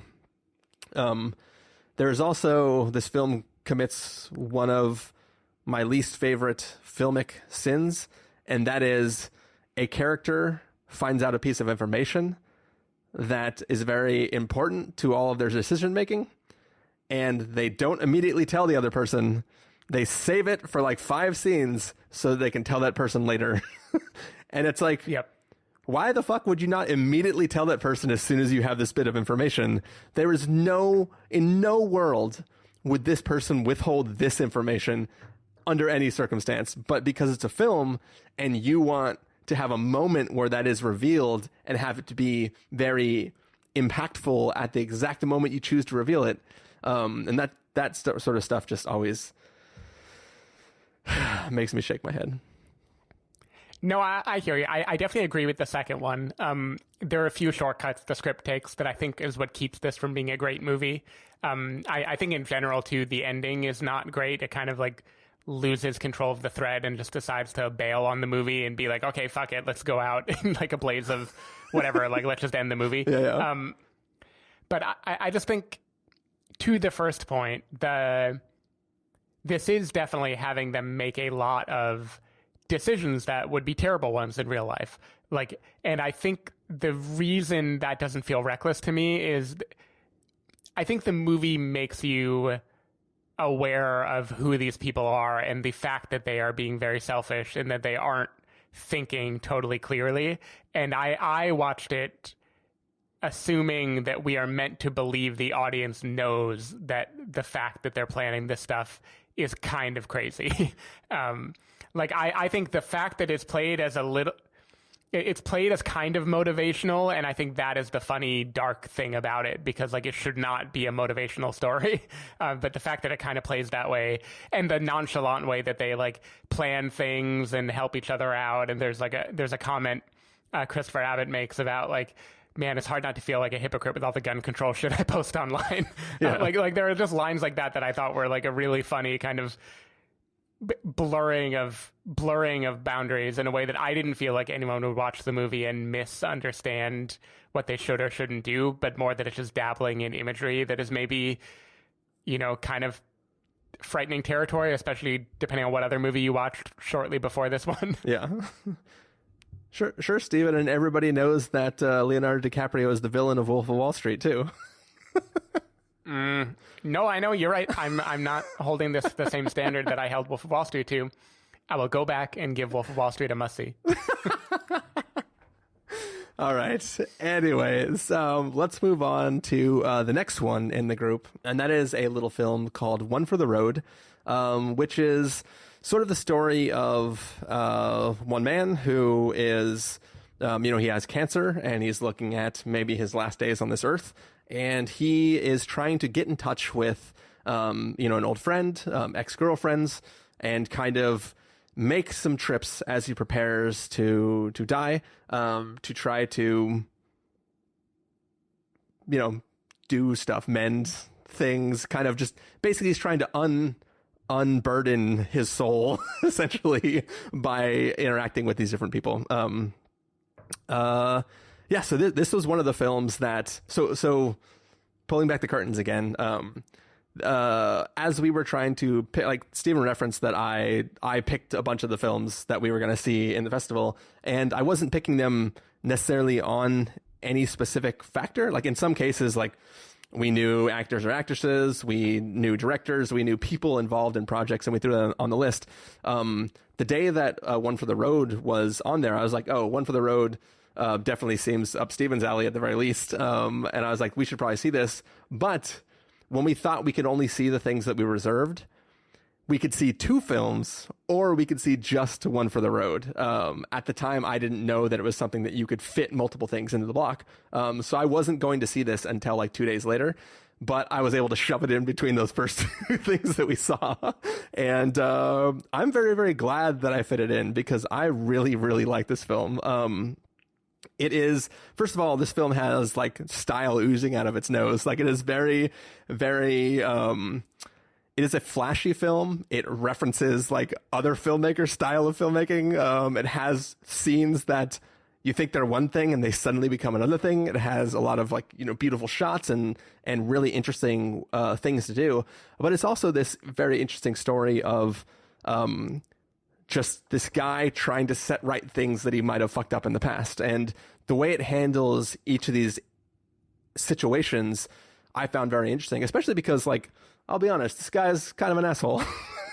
Yep. You're not really rooting for him, but there's still a sympathy there, and you're watching this interaction, and it's like, if interactions go well, you kind of, in a way, you're almost mad that they're going well, because you're like, you don't deserve this to go this well. And then if they don't go well, you're kind of like sorry that they didn't go well, and you're kind of watching this like rolling journey of this guy and this friend too, who's taking him around. He doesn't want to be there, and he is sort of feeling something as he watches all of these transactions happen basically. And it's like this really, really long journey of individual scenes that are really fun and exciting. And then sort of the movie takes this sort of turn towards the end where it like goes back in time and shows you a whole other side of all the events that you've kind of seen up until now. And something worked real well about this film for me. I'm probably not going to be able to ever order in a public bar when we can go back to those a New York whiskey sour, because I'll probably cry when I order it. Yeah, I found this a really fun and endearing film, and yeah, just like it made me super emotional, even though there was like characters that I was mad at decisions they make, and I was like, man, I kind of don't like this guy, but also this film is just very, very enjoyable. Yeah, I quite like this movie. Like you mentioned, the styles that it emulates. One of them that it definitely does is the person that it was produced by, Wong Kar-wai. This is a film that actually shares a lot in common with his body of work, which is like, it is very much about a relationship, and it's kind of about simple relationship feelings. You know, like the plot goes in a few different places, but at the core, the emotions of this movie are very straightforward, right? It's like, we are friends. These are my exes. This is how I harmed each one of them. This is my relationship with these people. Here's how we can come together again. You know, like it's kind of wearing its heart on its sleeve. It isn't pulling back very much.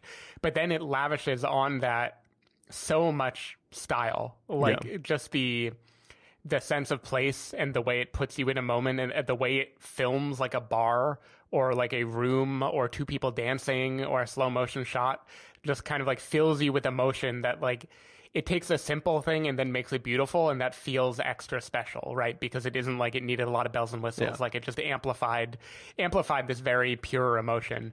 And that's what I felt like this movie did well, is it amplified a lot of pure emotion. I also like you mentioned it's kind of like almost two movies, like it pivots partway through and becomes about something else, and those both worked on me really, really well. Yeah. I was really happy for it, and I was happy that it kind of slowed me down. Like it was at a pace that was slower than most of the festival. Yeah. And it kind of made me sit back, relax, enjoy. This was another early morning one, and I think this was good for an early morning, even though I was having a cup of coffee rather than a cocktail with it. Yeah, definitely enjoyed it. If I can knock it at all, it's only that I've watched so many Wong Kar-wai movies in the last couple months. This kind of felt like a little lesser than some of them, but I think it was totally beautiful and definitely worth it. Was it a little bit lesser because he only produced it? Exactly, yeah. Yeah. But I mean, I don't want to sell the director short. Like this has its own style too. Yeah, and like it being set in Thailand instead of in Hong Kong, it also has like different look and feel. So there's reason to watch it for sure. But if you like this, then there's a director who you might like a lot of other stuff by. And you said that it takes small things and makes them beautiful, but it also takes really, really cool things and makes them tragic. Like this film opens in New York City. Steven's a fan of New York City, especially like, you know, being in bars and having that like sort of fun life and stuff. And like by the end of the film, it paints that life in such a tragic light. like when it starts, you're like, oh, this guy is like got it all. You realize that he literally has nothing, which I thought was pretty interesting. The other thing that I really, really love about it, which this still might be one of those things where it's a total cheat, but it works so well that I love it. And that is, so the guy that the story is following, he has cancer, and he is obviously like looking for a trajectory of him passing away. But his father also had cancer and died. And this story is sort of narrated in a weird way. His father, who had died of cancer, had this like late night radio station where he would just play music for people who are like feeling alone or maybe like whatever. And it's like he has this box of tapes of his father's radio show, like just like the entire history. And like the fact that this entire movie, the progression of the film is narrated in a way by these moments of like playing this specific song for the specific reason, or going out to these people who are feeling alone while he's going to like meet these exes and stuff. I don't know, just that sort of conceit was just like a nice, beautiful, maybe cheat, as I say, like, but like it really, I think it really worked really, really well for me. Yeah, it does. And like to get back to it being like very straightforward emotions, but them still being beautiful. Like there's a moment when he is basically saying goodbye to his father, and he listens to his father play the Cat Stevens song "Father and Son." It is like very direct, and yet I teared up when it happened, like, because this is the kind of movie that just does that to you, which is great. It's a great kind of movie to watch at a festival. I do have a question about that scene specifically. He didn't have the ashes before that scene, right? Like, he definitely... I think they went and picked them up. Yeah. But, like, it seems like he picked them up from a place where there just was an urn.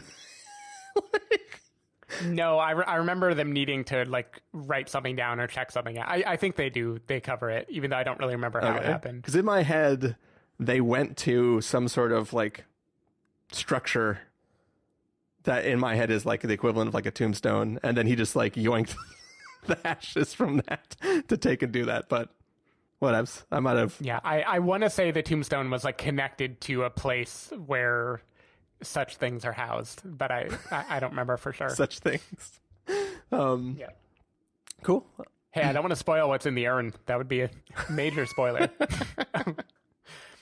Anyway, another movie, this is one that I caught quite late in the festival and you caught fairly early, so I felt like I was playing catch up for a while trying to see it, was the documentary by Questlove, Summer of Soul, about a music festival that took place in, I believe, the summer of 1969 in Harlem, which, yet another movie in the Black Panthers universe. This is like a particular period of time that I felt like got a lot of love at Sundance. And yeah, this is a movie about basically a forgotten music festival. Tons and tons of famous people performed here. Stevie Wonder is there. Nina Simone is there. Jesse Jackson is like preaching along with a band. There are gospel singers. There's rock and roll groups. There's the works. And yeah, I was pretty taken with this movie. I thought this was a really, really good concert documentary. I think Questlove does a good job of, despite being a famous person directing it, not injecting himself into the movie much at all. Like, he really lets this unearthed footage do the majority of the talking instead. And I think he just shows a lot of respect to, like, all the great art that was going on then and what it meant in Harlem for that all to come together, and kind of how tragic it is that, you know, people remember Woodstock, we remember the Monterey Pop Festival, and then nobody ever talks about this kind of huge moment that took place for free in, you know, Manhattan in 1969. And the fact that this has been buried for so long is just kind of ridiculous. But I will admit, I think I texted you when I was watching this movie. I had my standing desk and I brought it to the up position, and I was literally just like standing and dancing while I watched it. Partly to close my rings for the day, and then partly because I was just grooving with this movie. Yeah. I mean, the audio is like amazing, given that this was just filmed and then forgotten, you know, 50, 60 years ago. It really sounds like somebody mic'd up a concert like a year ago with the best possible equipment. Like it just looks and sounds really, really, really good. Well, so yeah, I was into it. Well, that's the thing is, yeah, it was, there was a whole production that went along with it because the intention was to both film and to sell it to be distributed, and basically nobody wanted it. So it just got shelved. So it was a surprisingly high production value for it, way more than you would expect otherwise. But yeah, I found it an incredibly entertaining film. I think that, you know, part of it is just, you know, the great music, but it's like when you're talking, like in the past, when I owned DVDs, I owned a number of, you know, concerts, like live performances basically of bands that I liked. But when I watch those, I'm not watching them for the experience of having been there or what it meant to people in the crowd. I'm watching that live performance of a band that I like, and it's like the crowd doesn't matter to me when I'm watching those DVDs. This is very much the opposite of that. We're going to literally play set by set through the days what was going on, and then we're going to talk to people who were there or who were performing or who were part of, you know, arranging things, and just kind of talk to them about what that concert meant to them, what was going on at the time, a little bit about the history of like the fact that it was being recorded and never unearthed. And it was just like a very interesting way to cover this, this material. And it just kind of like kept me like, okay, this is nice. Like I'm down for this. So yeah, I really, really enjoyed it. And I was kind of surprised how much I did enjoy it, because like when I was just going through the list, I didn't even read the whole description. It was kind of like, oh, like I'm not going to like spend a festival slot to watch a concert that happened like so long ago. But then like when I saw it, I was like, oh, this is way more than what I kind of expected from it. And I was really kind of moved by it. So. Yeah, I also thought and again, a director of a documentary, I don't know how much credit to give them versus the editor or where the line, like I have no idea what the roles are, but for a first-time documentary filmmaker, I thought this was like really well done by Questlove too. Like there are a lot of moments where in a very short period of time, he communicates a ton of the context you need for, like one that sticks out to me is there's a moment when he's talking about the build up to the festival and why it was so needed and why tensions were high, where there's just a trail of basically eulogies by people for a person that passed away before them. And then up next is the eulogy for them. It goes like JFK and then Malcolm X talking about JFK and then MLK talking about Malcolm X and then RFK talking about MLK. And there were little things like that, whereas like in the span of like 30 seconds or something, he just managed to like communicate a whole lot in a way that just kept a kind of rhythm going. I don't know. There were just a few moments like that. There was another one where Stevie Wonder is playing the drums, and like on the downbeat of every drum, it cuts back to a talking head very briefly and then back to him. And like, there were just a few things like that where I felt like this guy knows what he's doing. Like this is a genuinely gripping documentary that it isn't losing the thread of the music, but it is taking time to kind of open up and show you the world and why it would have meant so much to the people who attended it. Yeah. Which gives me a segue to another music documentary by a person who is well known for his editing pace, the Sparks Brothers. This is Edgar Wright's documentary, probably one of the most anticipated films of the festival.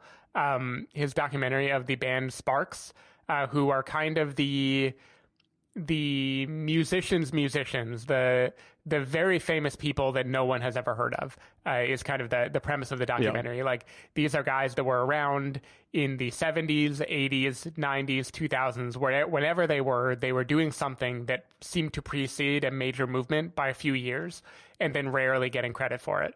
And this is a movie where Edgar Wright is basically interviewing the two brothers that make up Sparks, as well as a bunch of people in their orbit, a ton of celebrity talking heads too, and just talking about what makes this band so great and trying to share the love of this band to the world. I think it wasn't fair that I watched this at the end of a day that started at like 6 a.m. and was just nonstop movie viewing. I was not that taken with this movie. Like I was enchanted by it for maybe the first half. I was into...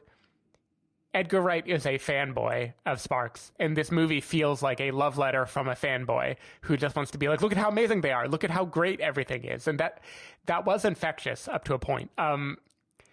It got to a place, because this movie is like 2 hours and 20 minutes long or something. It got to a place where I felt like a normal music biopic would be documentary would be wrapping up. And it was still in like the mid 80s. And then it was going to go kind of in real time through the 90s and 2000s and 2010s. Like Sparks have released like 26 albums or something by now. This movie gives you a section for every one of those albums, including a series of talking heads of people raving about why the album is the most amazing thing that ever happened, why it didn't get enough credit. Here are 2 songs that came off of it. Here are the lyrics. And it got to a point for me where it felt too much like a fanboy just talking about how these people are perfect and less like a documentary with something interesting to say. I think it doesn't help that because the members of Sparks are heavily featured in the documentary, praising them so effusively all the time, it kind of feels like a thing you have to do if they are going to be the stars of your documentary, and they probably would have shown up at the real Sundance if it was a physical thing and gone to parties and everything like that. Like I don't know, it felt like hagiography after a little while. And after like an hour and a half, I was like, okay, you can wrap it up. I get it. They're good. Like they're not my cup of tea, but I get they influenced a lot of other bands. This is very entertaining. I don't need you to tell me that their 2000 stuff was actually really the best stuff they've ever done. Like, come on, don't give me that shit. We all know bands that you loved in the 70s. Their album with Franz Ferdinand was not the best album. Like, come on, let's be real. Like, I got a little annoyed by Edgar Wright by the end. Yeah, so like I enjoyed this film, but also I think that you could watch the opening, the closing, and any individual, like if you had this on DVD and there were a chapter for every album, you could watch the intro, pick a random album in the middle, and then watch the outro, and you get everything you're possibly going to get from this documentary because it doesn't it doesn't become something else, right? Like you're simply watching the literal creation of 20-something albums and like a bajillion songs that this duo has created over the years, and you're watching it through time. Like it's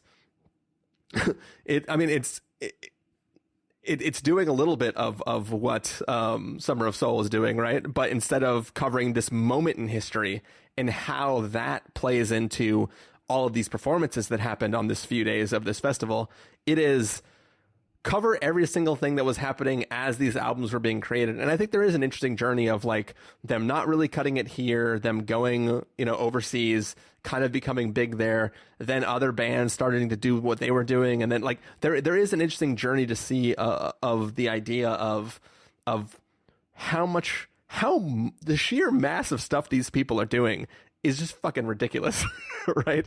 And there is something interesting about watching that and seeing how that plays into other things and seeing these people who are in love with this band, but it also isn't more than that. It's just a really flashy look at the creation of all these albums and what was happening at the time and what was going on for the band and the decisions they made. And it's just kind of just like, cool.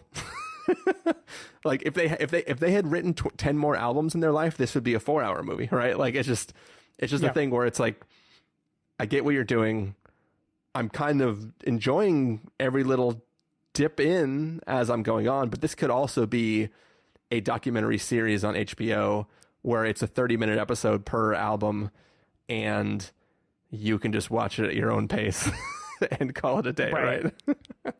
Yeah, that's the thing. It didn't feel like a single documentary to me so much as like a VH1 behind the music special, or like the fact that it so exhaustively went through every album was part of it. And also it's just not, I get it. Like they influenced a ton of stuff. Like they had like Sex Pistols, Duran Duran, Depeche Mode, Flea, Weird Al, Sonic Youth. Like they had tons of people on all singing the praises of this band. And this was clearly like a kind of communal, like, let's all celebrate this low-key staple of Los Angeles who has actually like influenced the world of music in an amazing way.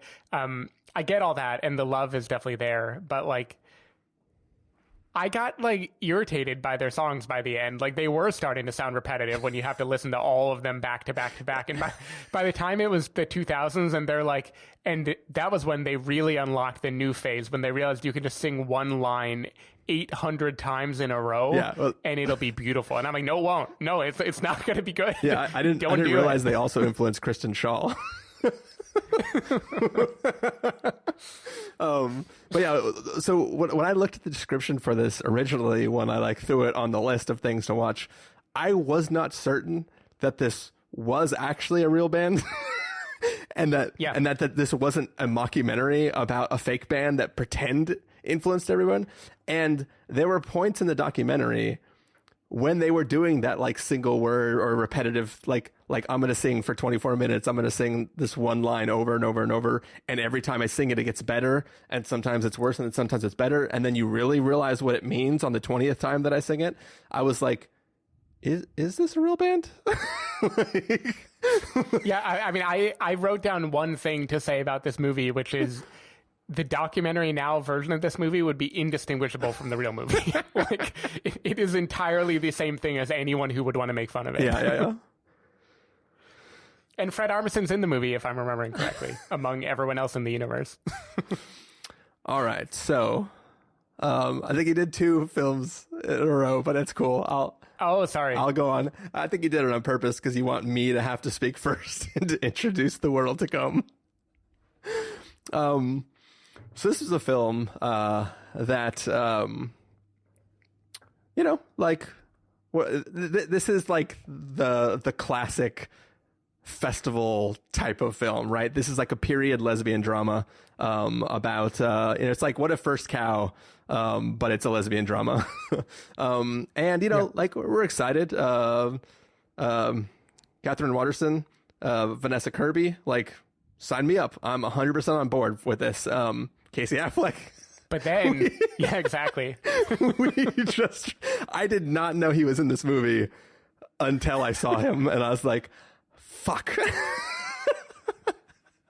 If you've listened to recent episodes of the podcast, we talked about the curse of Casey Affleck and how I tend to not really like films that he is in. And true to form, I did not like this film. But it wasn't because of Casey Affleck. This is the type of film that I cannot get behind, to where it feels like everyone delivering lines is literally just reading a novel that is written on parchment that is so old that you had to check it out from a special hermetically sealed room so it doesn't fall apart as you try to read it.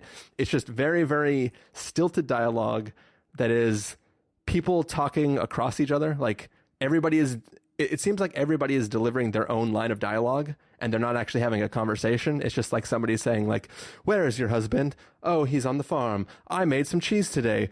I like to go to the market. And it's just people saying phrases to each other, but not actually communicating with each other. And I knew probably 45 seconds in that I was not going to vibe with this movie. And truth be told, I did not vibe with it at any point in the film. I really, really hated this movie, Stephen. Well, Christopher, I also knew 45 seconds in that you were not going to vibe with this movie. But I did, because I love me some Catherine Waterston and Vanessa Kirby and Casey Affleck, and Christopher Abbott is slowly joining. He's not in those ranks, but he's good at playing an asshole, and that is what he has to do here. I get what you mean intellectually. I understand the dialogue sounds the way nobody actually speaks. I don't know what old-timey times were like, so I don't know how prim and proper husbands and wives spoke when they were together alone. I don't know how much repression made people actually talk that way or not. Yeah. I just know emotionally that worked on me 100% here. And I think it is because of Catherine Waterston. I think she sells it very much, because the character that she plays here is kind of like she's shy, she doesn't speak much, but she's clearly bookish and has like an inner poet to her, and she wants to say beautiful things, and she thinks before she speaks, and she tries to phrase things in the right way. And there were a lot of lines here, especially when she is doing voiceover narration, kind of like the film is set as a series of diary entries that she's narrating, and then we watch her go through those days. And there are just a lot of really beautiful things of like I felt as if she were a full sail on a flood tide while I bobbed along backwards behind her. I loved that stuff. I thought it was like, she says it with this kind of, all of these movies, which are now a genre of the period lesbian drama, they're always about someone who seems assured and knows who they are, and someone else who is kind of has not been allowed to tap into who she is or what she wants in a while, who's starting to thaw or come to it for the first time. Yeah. And Catherine Waterston is the person who is like, she's feeling very basic things, and she's coming at them in a way that is like surprised, and she doesn't know how to wrestle with like, why do I feel so good right now? What is it that this person is doing to me? And I thought she was incredibly charming in the way that she played it, and it made it completely work for me. The love story. I thought it was simple, but like First Cow, I thought it was like also very lovely. And yeah, I was super into this movie, even though it was one of the last things I watched in the festival, and I should not have been into anything at this point, but I was I was a fan. So if you're into that stuff, you should check it out as well. I'm glad you liked it, Steven. Now, does this mean I should give you the last one too, to make it even, and then you can talk about something that you maybe enjoyed a little more? Sure. I'll take the last one. So this is a film called Together. And it is sort of it's like a different kind of romantic comedy in a sense. It is sort of about a aging man who his life plans aren't really working out for him. So he is trying to find a surrogate that he can have a child with. And it is sort of the story of him interacting with this woman who is going to be a surrogate, and like the bond that they sort of form over the course of this 9 months of trying to have this child together. So I'll be fully honest, Stephen. I knew I was going to love this movie in the opening scene where he is asking her the questions, and she's like, "Oh, I also have some questions for you, if that's okay." And she pulls out her book and she just repeats back his first awkward question to him. And I was like, "Oh yeah, I'm gonna love this movie," and I kind of did. Like I thought this was a very, very touching film that doesn't play it the way you would think this type of film does play it. It's very about this platonic love and sort of people whose lives are not going the way they expect, finding each other and kind of becoming part of each other's lives as they get ready to bring a child into the world, and how they play with the boundaries of what that means for them and for the child, and how they want to go about their certain behaviors. And I think I found it very, very touching. I found it very, very funny. It had a tone unlike mostly anything else. Like, I mean, technically the closest tone would be how it ends. But even more than how it ends, this is a very grounded, real feeling film about people and their life decisions. Like, I just found it like very, very nice. And in a time when there isn't a lot nice happening day to day, I just found this like a very, very nice film. Yeah, I mean, I agree. I thought this was a very nice film. I definitely thought it was like a small film, like not the most memorable one, but a good, nice one that is, like you said, about two people, and it doesn't go the places. It not only doesn't go where you might think it will go, judging by this kind of movie, but it actively talks about why it won't go there and kind of dispels very quickly with anything you might be worried about. Yeah. In a way that I thought was very, very charming. I think like the cast definitely sells it. I mean, Ed Helms is always completely charming, and Patty Harrison I loved here. She has some mad Aubrey Plaza energy that she brings to this role, and I was here for it. I thought she was so charming, and their dynamic was very funny together. I also loved Julio Torres, who plays like the barista that she works with. I think he made this movie like get a half star more of a rating than it would have for me, just because of how ridiculously he sells certain scenes. Like, this is just a kind of traditional, like, it's a kind of heartfelt little rom-com of sorts with two people, and then has the one side character who gets to be extra comedic because no one else is going to go the broad direction. And yeah, I liked it a lot. This is the kind of thing that like you come to a festival for. Like, this is the like all these small moments type of movie where I'm like, yeah, I don't know what it added up to, but it was really nice. You know, it was nice. It made me feel good. And God knows I needed it either right before or right after watching Mass. Whenever I crammed this in, I don't remember which. I will also say that I always bring it up, but characters that are app developers always seems really dumb. I think he has the most hilarious app idea. And in this film, it's like an actual app that he released that a person could make and sustain itself, because it doesn't do much more than what it does. But just the idea of the loaner app was hilarious to me. And I love that your barista guy, it was a user and was like, oh my God, he's the guy that made Loner. Cool. Wow. Well, we did all the films that we both saw. Now I think we're going to jump into just a few films that just each of us individually watched. This is not an exhaustive list. It's just a decent number of the ones that we felt like would be worth bringing up. Yeah. So the first one I wanted to mention is a documentary called Homeroom. This was filmed in Oakland between the 2019 and 2020 school year, particularly for the senior class in a big public high school over there. This is apparently the third documentary in a series that this filmmaker has made about Oakland, kind of trying to tap into all the different things that make the city what it is. I was very taken with this documentary. It's basically about, there were a lot of documentaries about high schoolers that we watched at Sundance this year.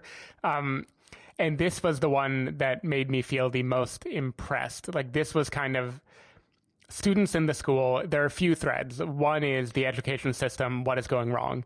There are moments in this film where people take the SATs, where they deal with tests, where they kind of bring their home life into school, and it kind of gets at what makes it so hard to succeed in this environment.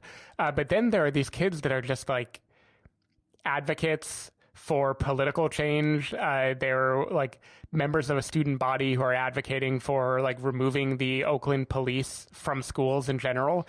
And they are just so charismatic and like driven and focused on this task.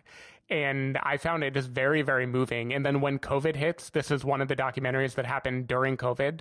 So you get to watch people in real time kind of grapple with COVID and spread misinformation about COVID with each other, like everyone did in the beginning, when like you don't really know what is real and what isn't real. Yeah.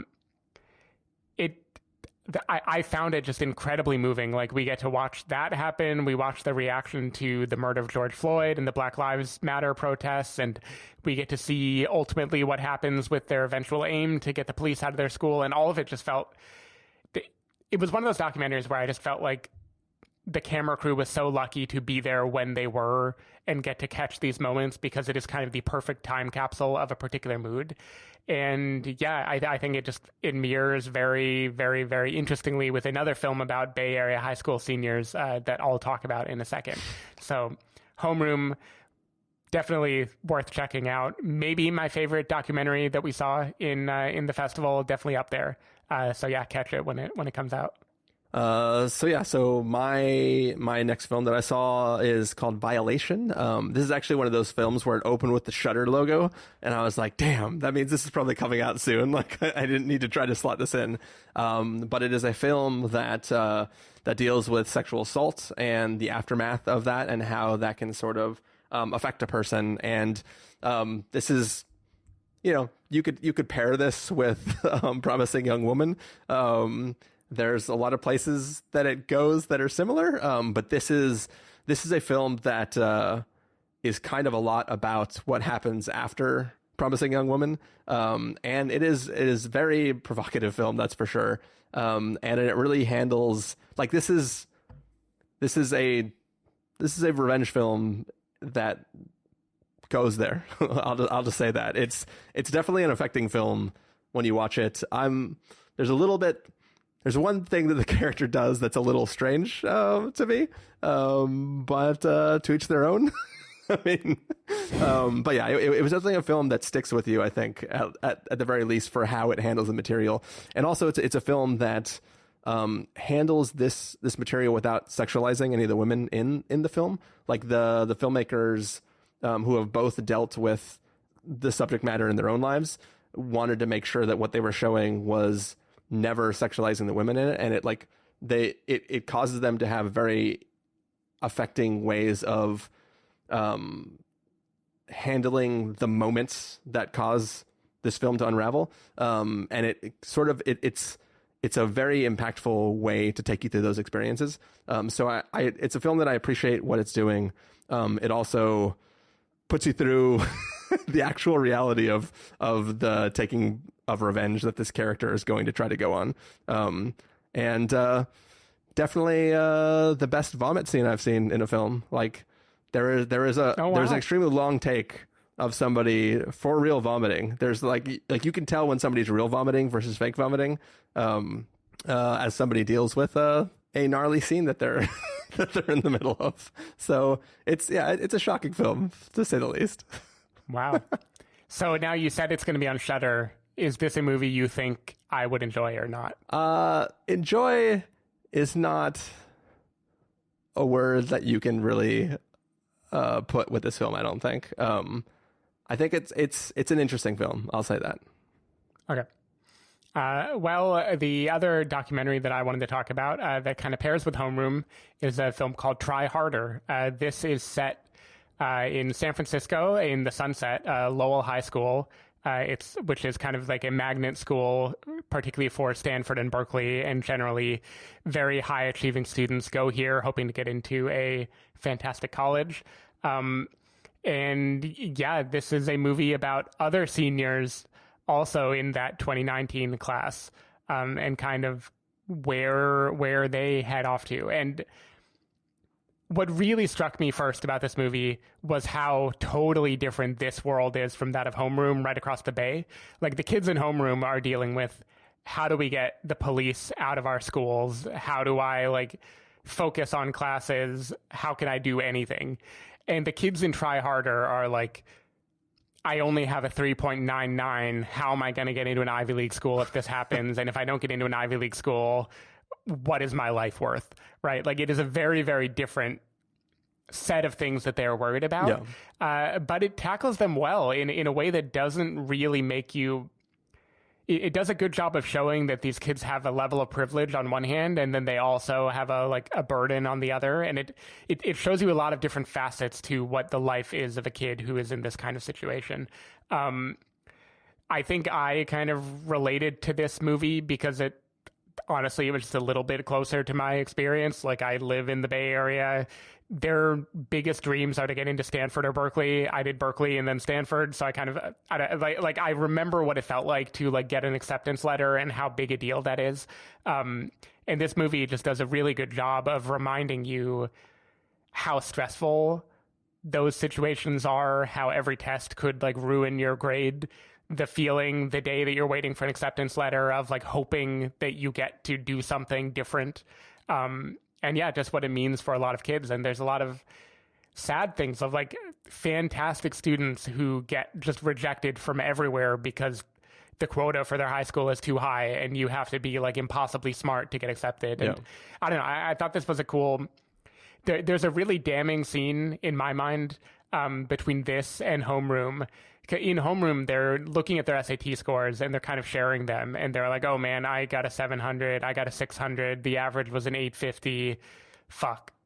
And in this movie, kids are like, I only got a 1490. I'm never going to get in now. Like the level that they're dealing with and like the privilege that they have, but then the way they still manage to feel like the world is stacked against them, even though it isn't. It's just really kind of an interesting look at, you know, kind of like San Francisco and Oakland, like different levels of privilege and kind of how people relate depending on what their circumstances. So I thought these movies paired really, really, really interestingly together. And I definitely think joint viewing is in order to really get a good picture of what it's like. Yeah.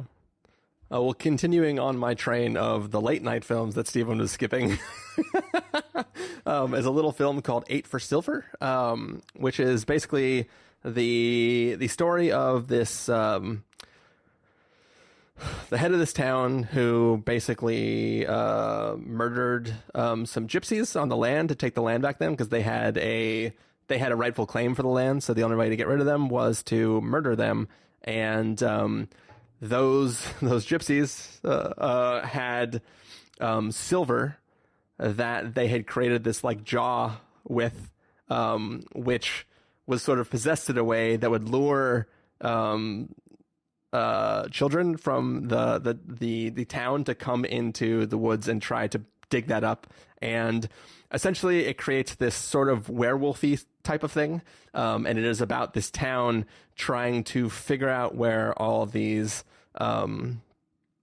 creatures are coming from and try to stop this curse related to the silver, which I think is like through a title card at the beginning of the film tied to the 13 pieces of silver that Judas was paid for betraying Jesus. I don't know how we have 8 we used to call 8 for silver or whatever. But there's 30 pieces. I don't know how it all I think it has to do with melting down the silver and to make bullets. But I think this film was fine.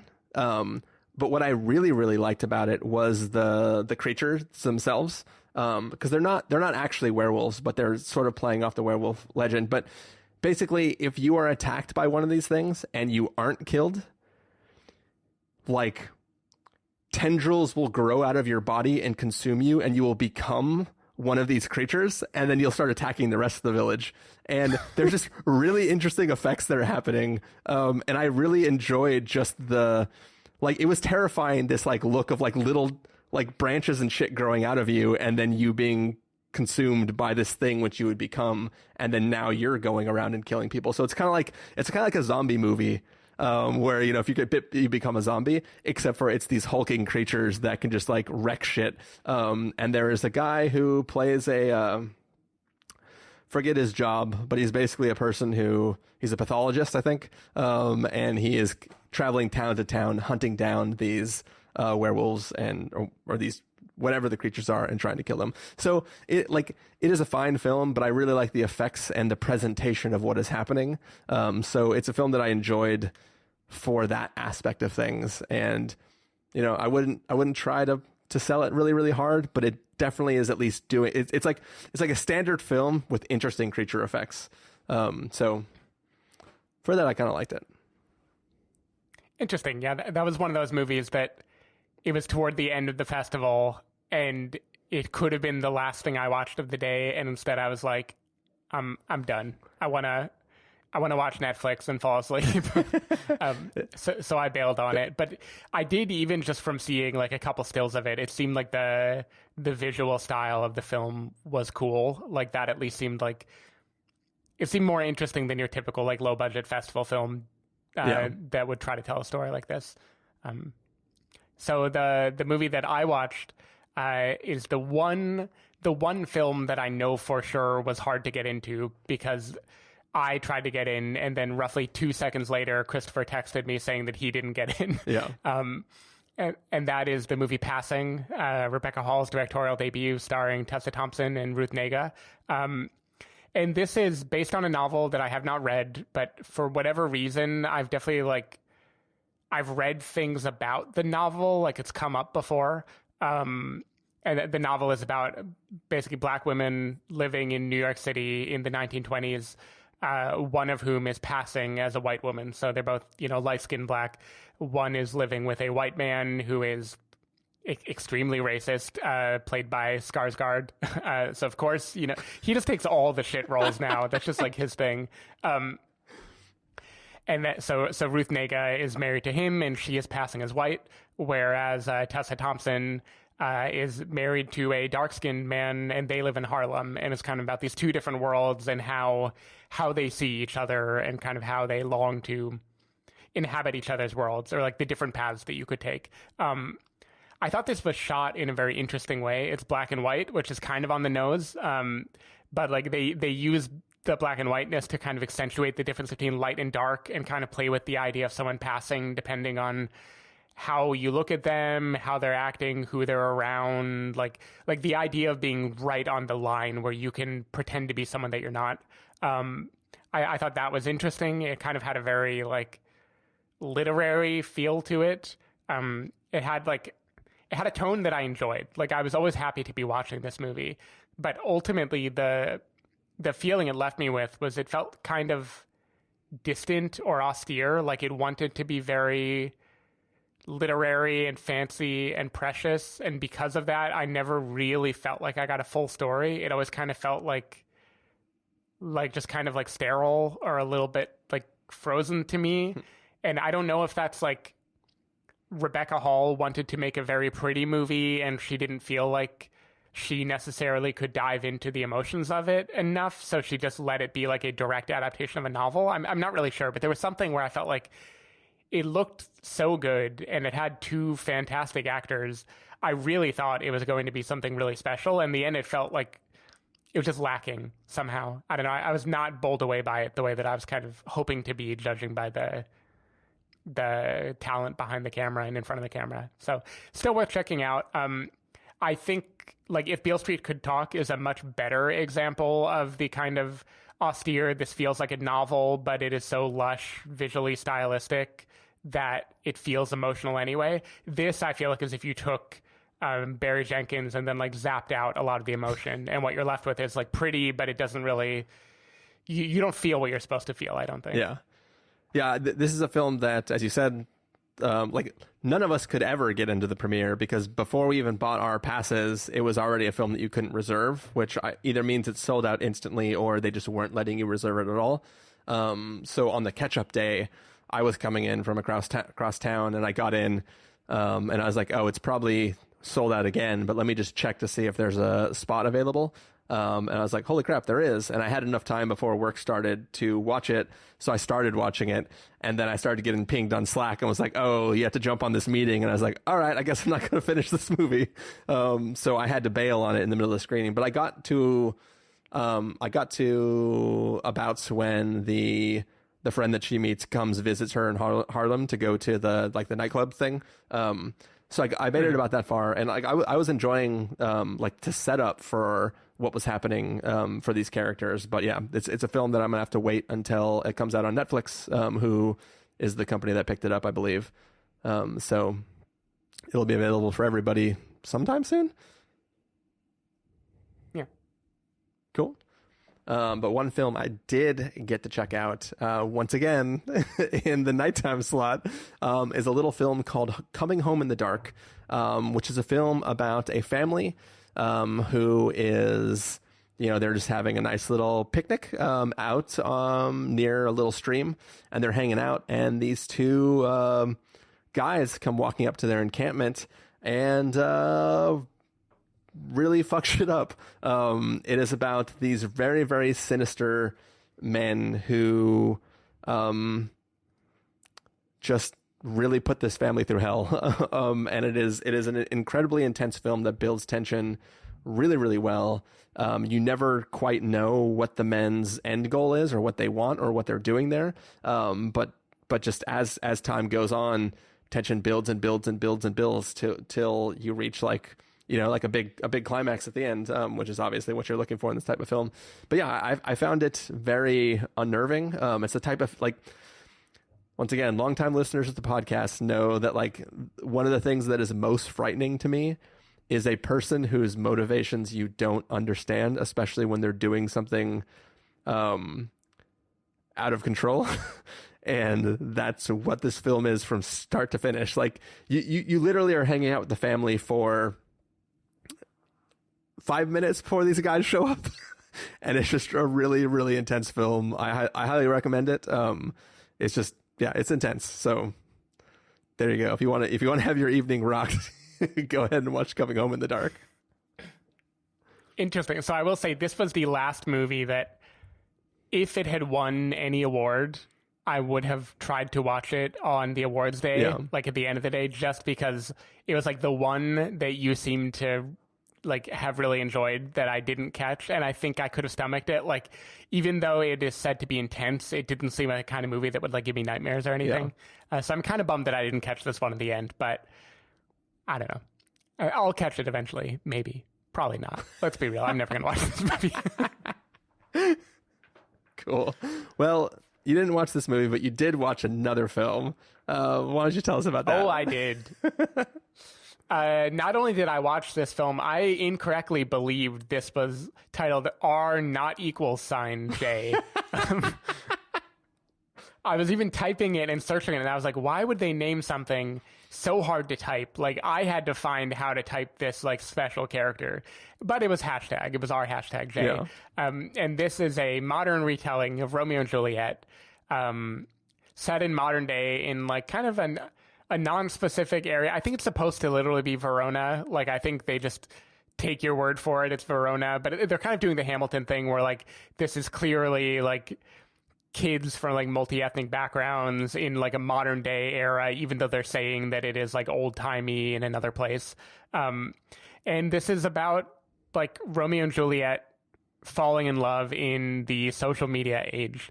So it's these people in their 20s who like Romeo meets Juliet by like finding her Instagram and seeing the art that she's been posting there. And then he reaches out to her. They fall in love.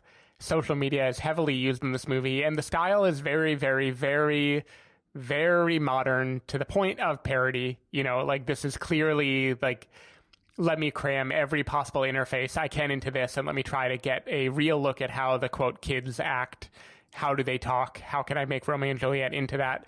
And I was honestly kind of here for it. Like, I think I'm just softened to these things ever since searching. Like, I was ready to be like, okay, show me a movie that's all in a phone screen. Show me TikTok. Maybe I'll finally learn how these social networks work. Maybe I'll learn how to TikTok. Yeah, maybe I'll learn how to TikTok. I think what really hurts this movie is that it wants to be Romeo and Juliet. I think if this were not Romeo and Juliet, I would have actually potentially liked it. Like, it has a good energy, good style. Like, it feels kind of like a music video, but it also feels like, you know, a very of this moment time capsule that I was interested in watching. The problem is hearing people quote Shakespearean dialogue when otherwise they're acting very modern. That does not work on me. Like, people have tried to do it repeatedly. I don't know why. Joss Whedon's Midsummer Night's Dream, that kind of worked on me, and that's the only one, I think. Every other time I've seen people try to do this, I'm like, why are you talking in iambic pentameter? Like, why are you talking like Shakespeare? That doesn't fit with the characters. And the second reason is, I'm going to be honest, I think Romeo and Juliet is a kind of stupid story. I think it kind of sucks. Like, hot take. People who don't know each other fall in love based on nothing. Families start to kill each other. Accidental suicide pact. like it's a kind of dumb story. It's been told and retold so many times that I feel like it's just become shorthand for, hey, I am a real powerful story because I'm cribbing from Shakespeare rather than doing anything else that is maybe indirectly cribbing from Shakespeare but not literally quoting his dialogue. And I just felt frustrated that this movie wanted to be Romeo and Juliet because it made it feel like people playing dress up in like theater class rather than just making a movie about romance in the modern day. So ultimately, this movie is not really worth seeing. It's whatever.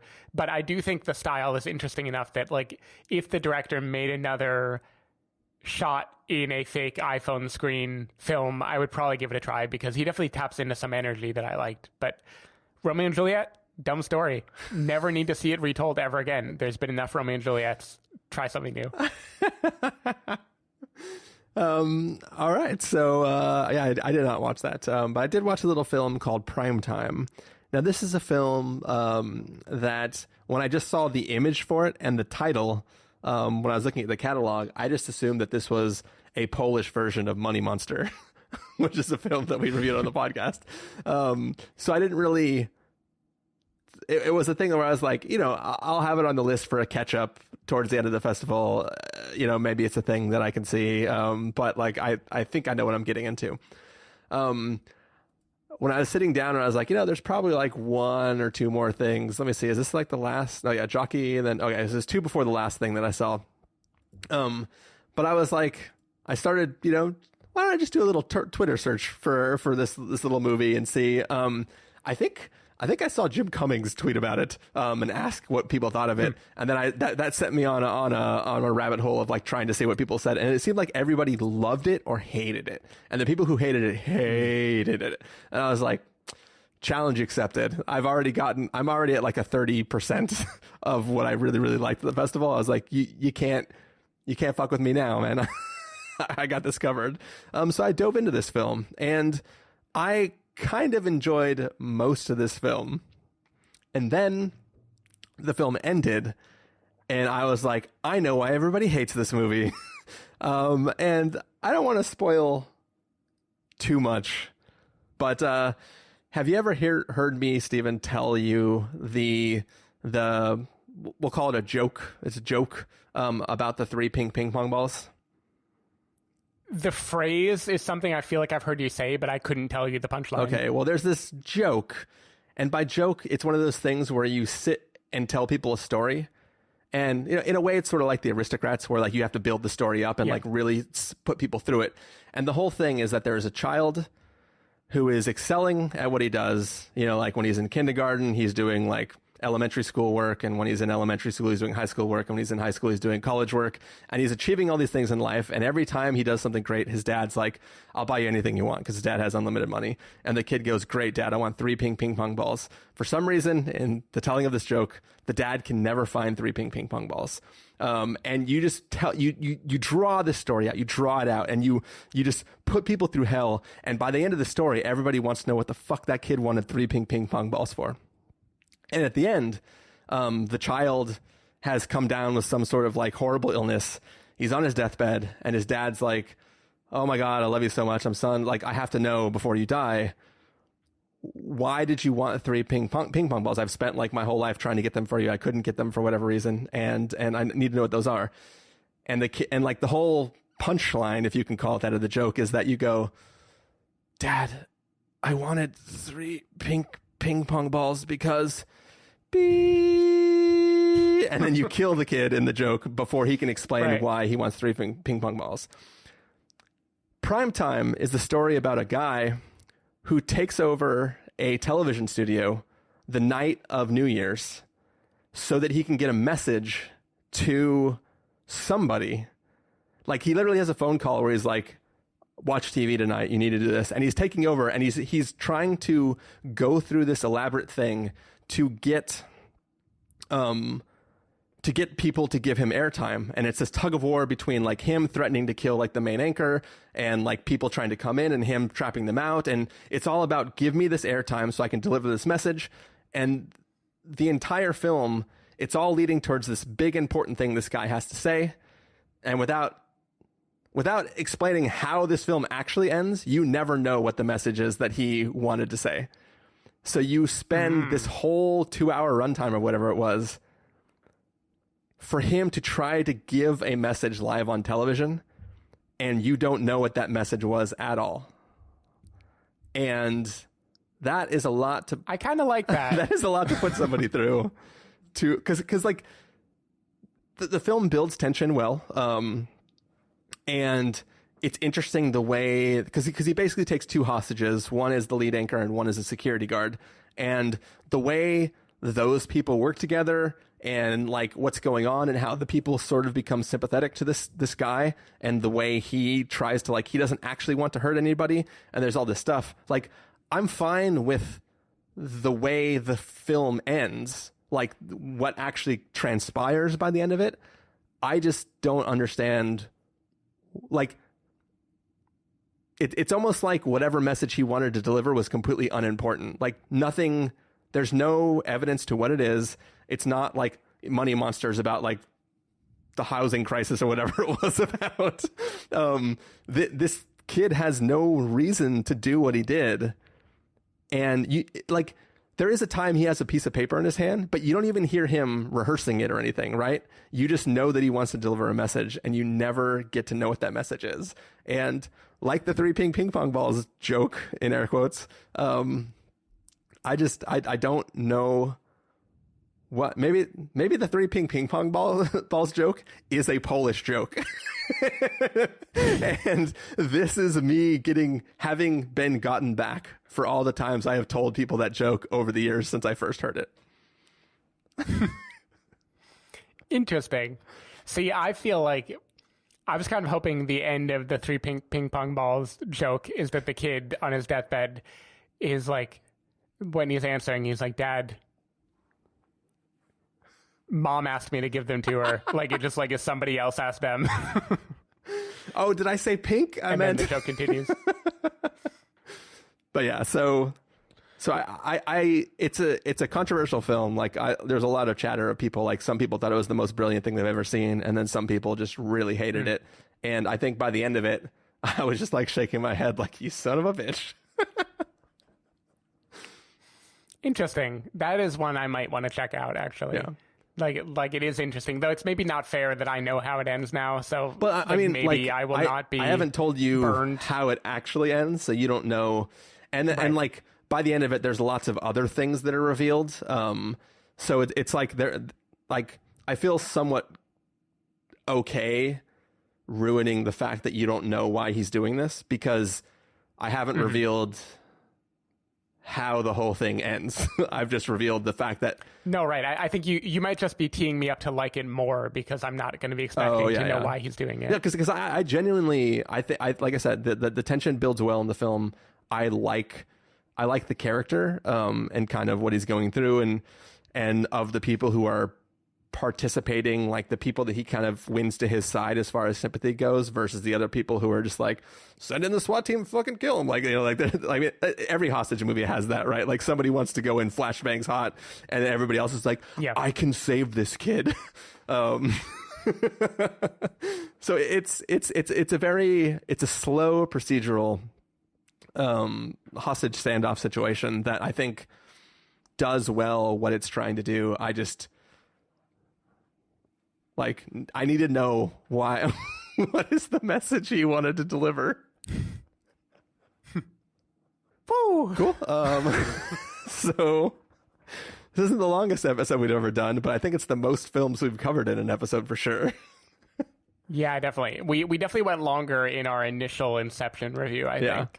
Or I guess technically this isn't the longest or the most films we've covered. Oh, yeah, because we'd had overlapped. And I was going to say we've had 3 people doing 10 episodes or 10 films each, but there was more overlap in those times. I don't think we've ever passed 28. Yep. Or 27. Anyways, so yeah, Stephen, if people made it this far and they want to find you throughout the week, where can they do that? People can find me at twitter.com/sdavidmiller or sdavidmiller.com. People can find me at ChristopherInRealLife.com or Twitter.com/ChristopherIRL. You can find the podcast over at thespoilerwarning.com, where you can get a bunch of the back episodes of the show. If you want to subscribe to the show, you can do so in Overcast, Stitcher, Apple Podcasts, or wherever podcasts are found. If you want to know when the episodes go live, you can follow us at Twitter.com/SpoilerWarning, Facebook.com/TheSpoilerWarning, or Instagram.com/TheSpoilerWarning. If you want to get a hold of us directly, you can send an email to fans@thespoilerwarning.com, or you can use the contact form on our site. Music for this episode will come from something. I'll see if there's some promo clip or something that I could use the audio from the festival. But yeah, that's going to do it for now. Now we have to go Rochambeau for which films we're actually going to be reviewing here.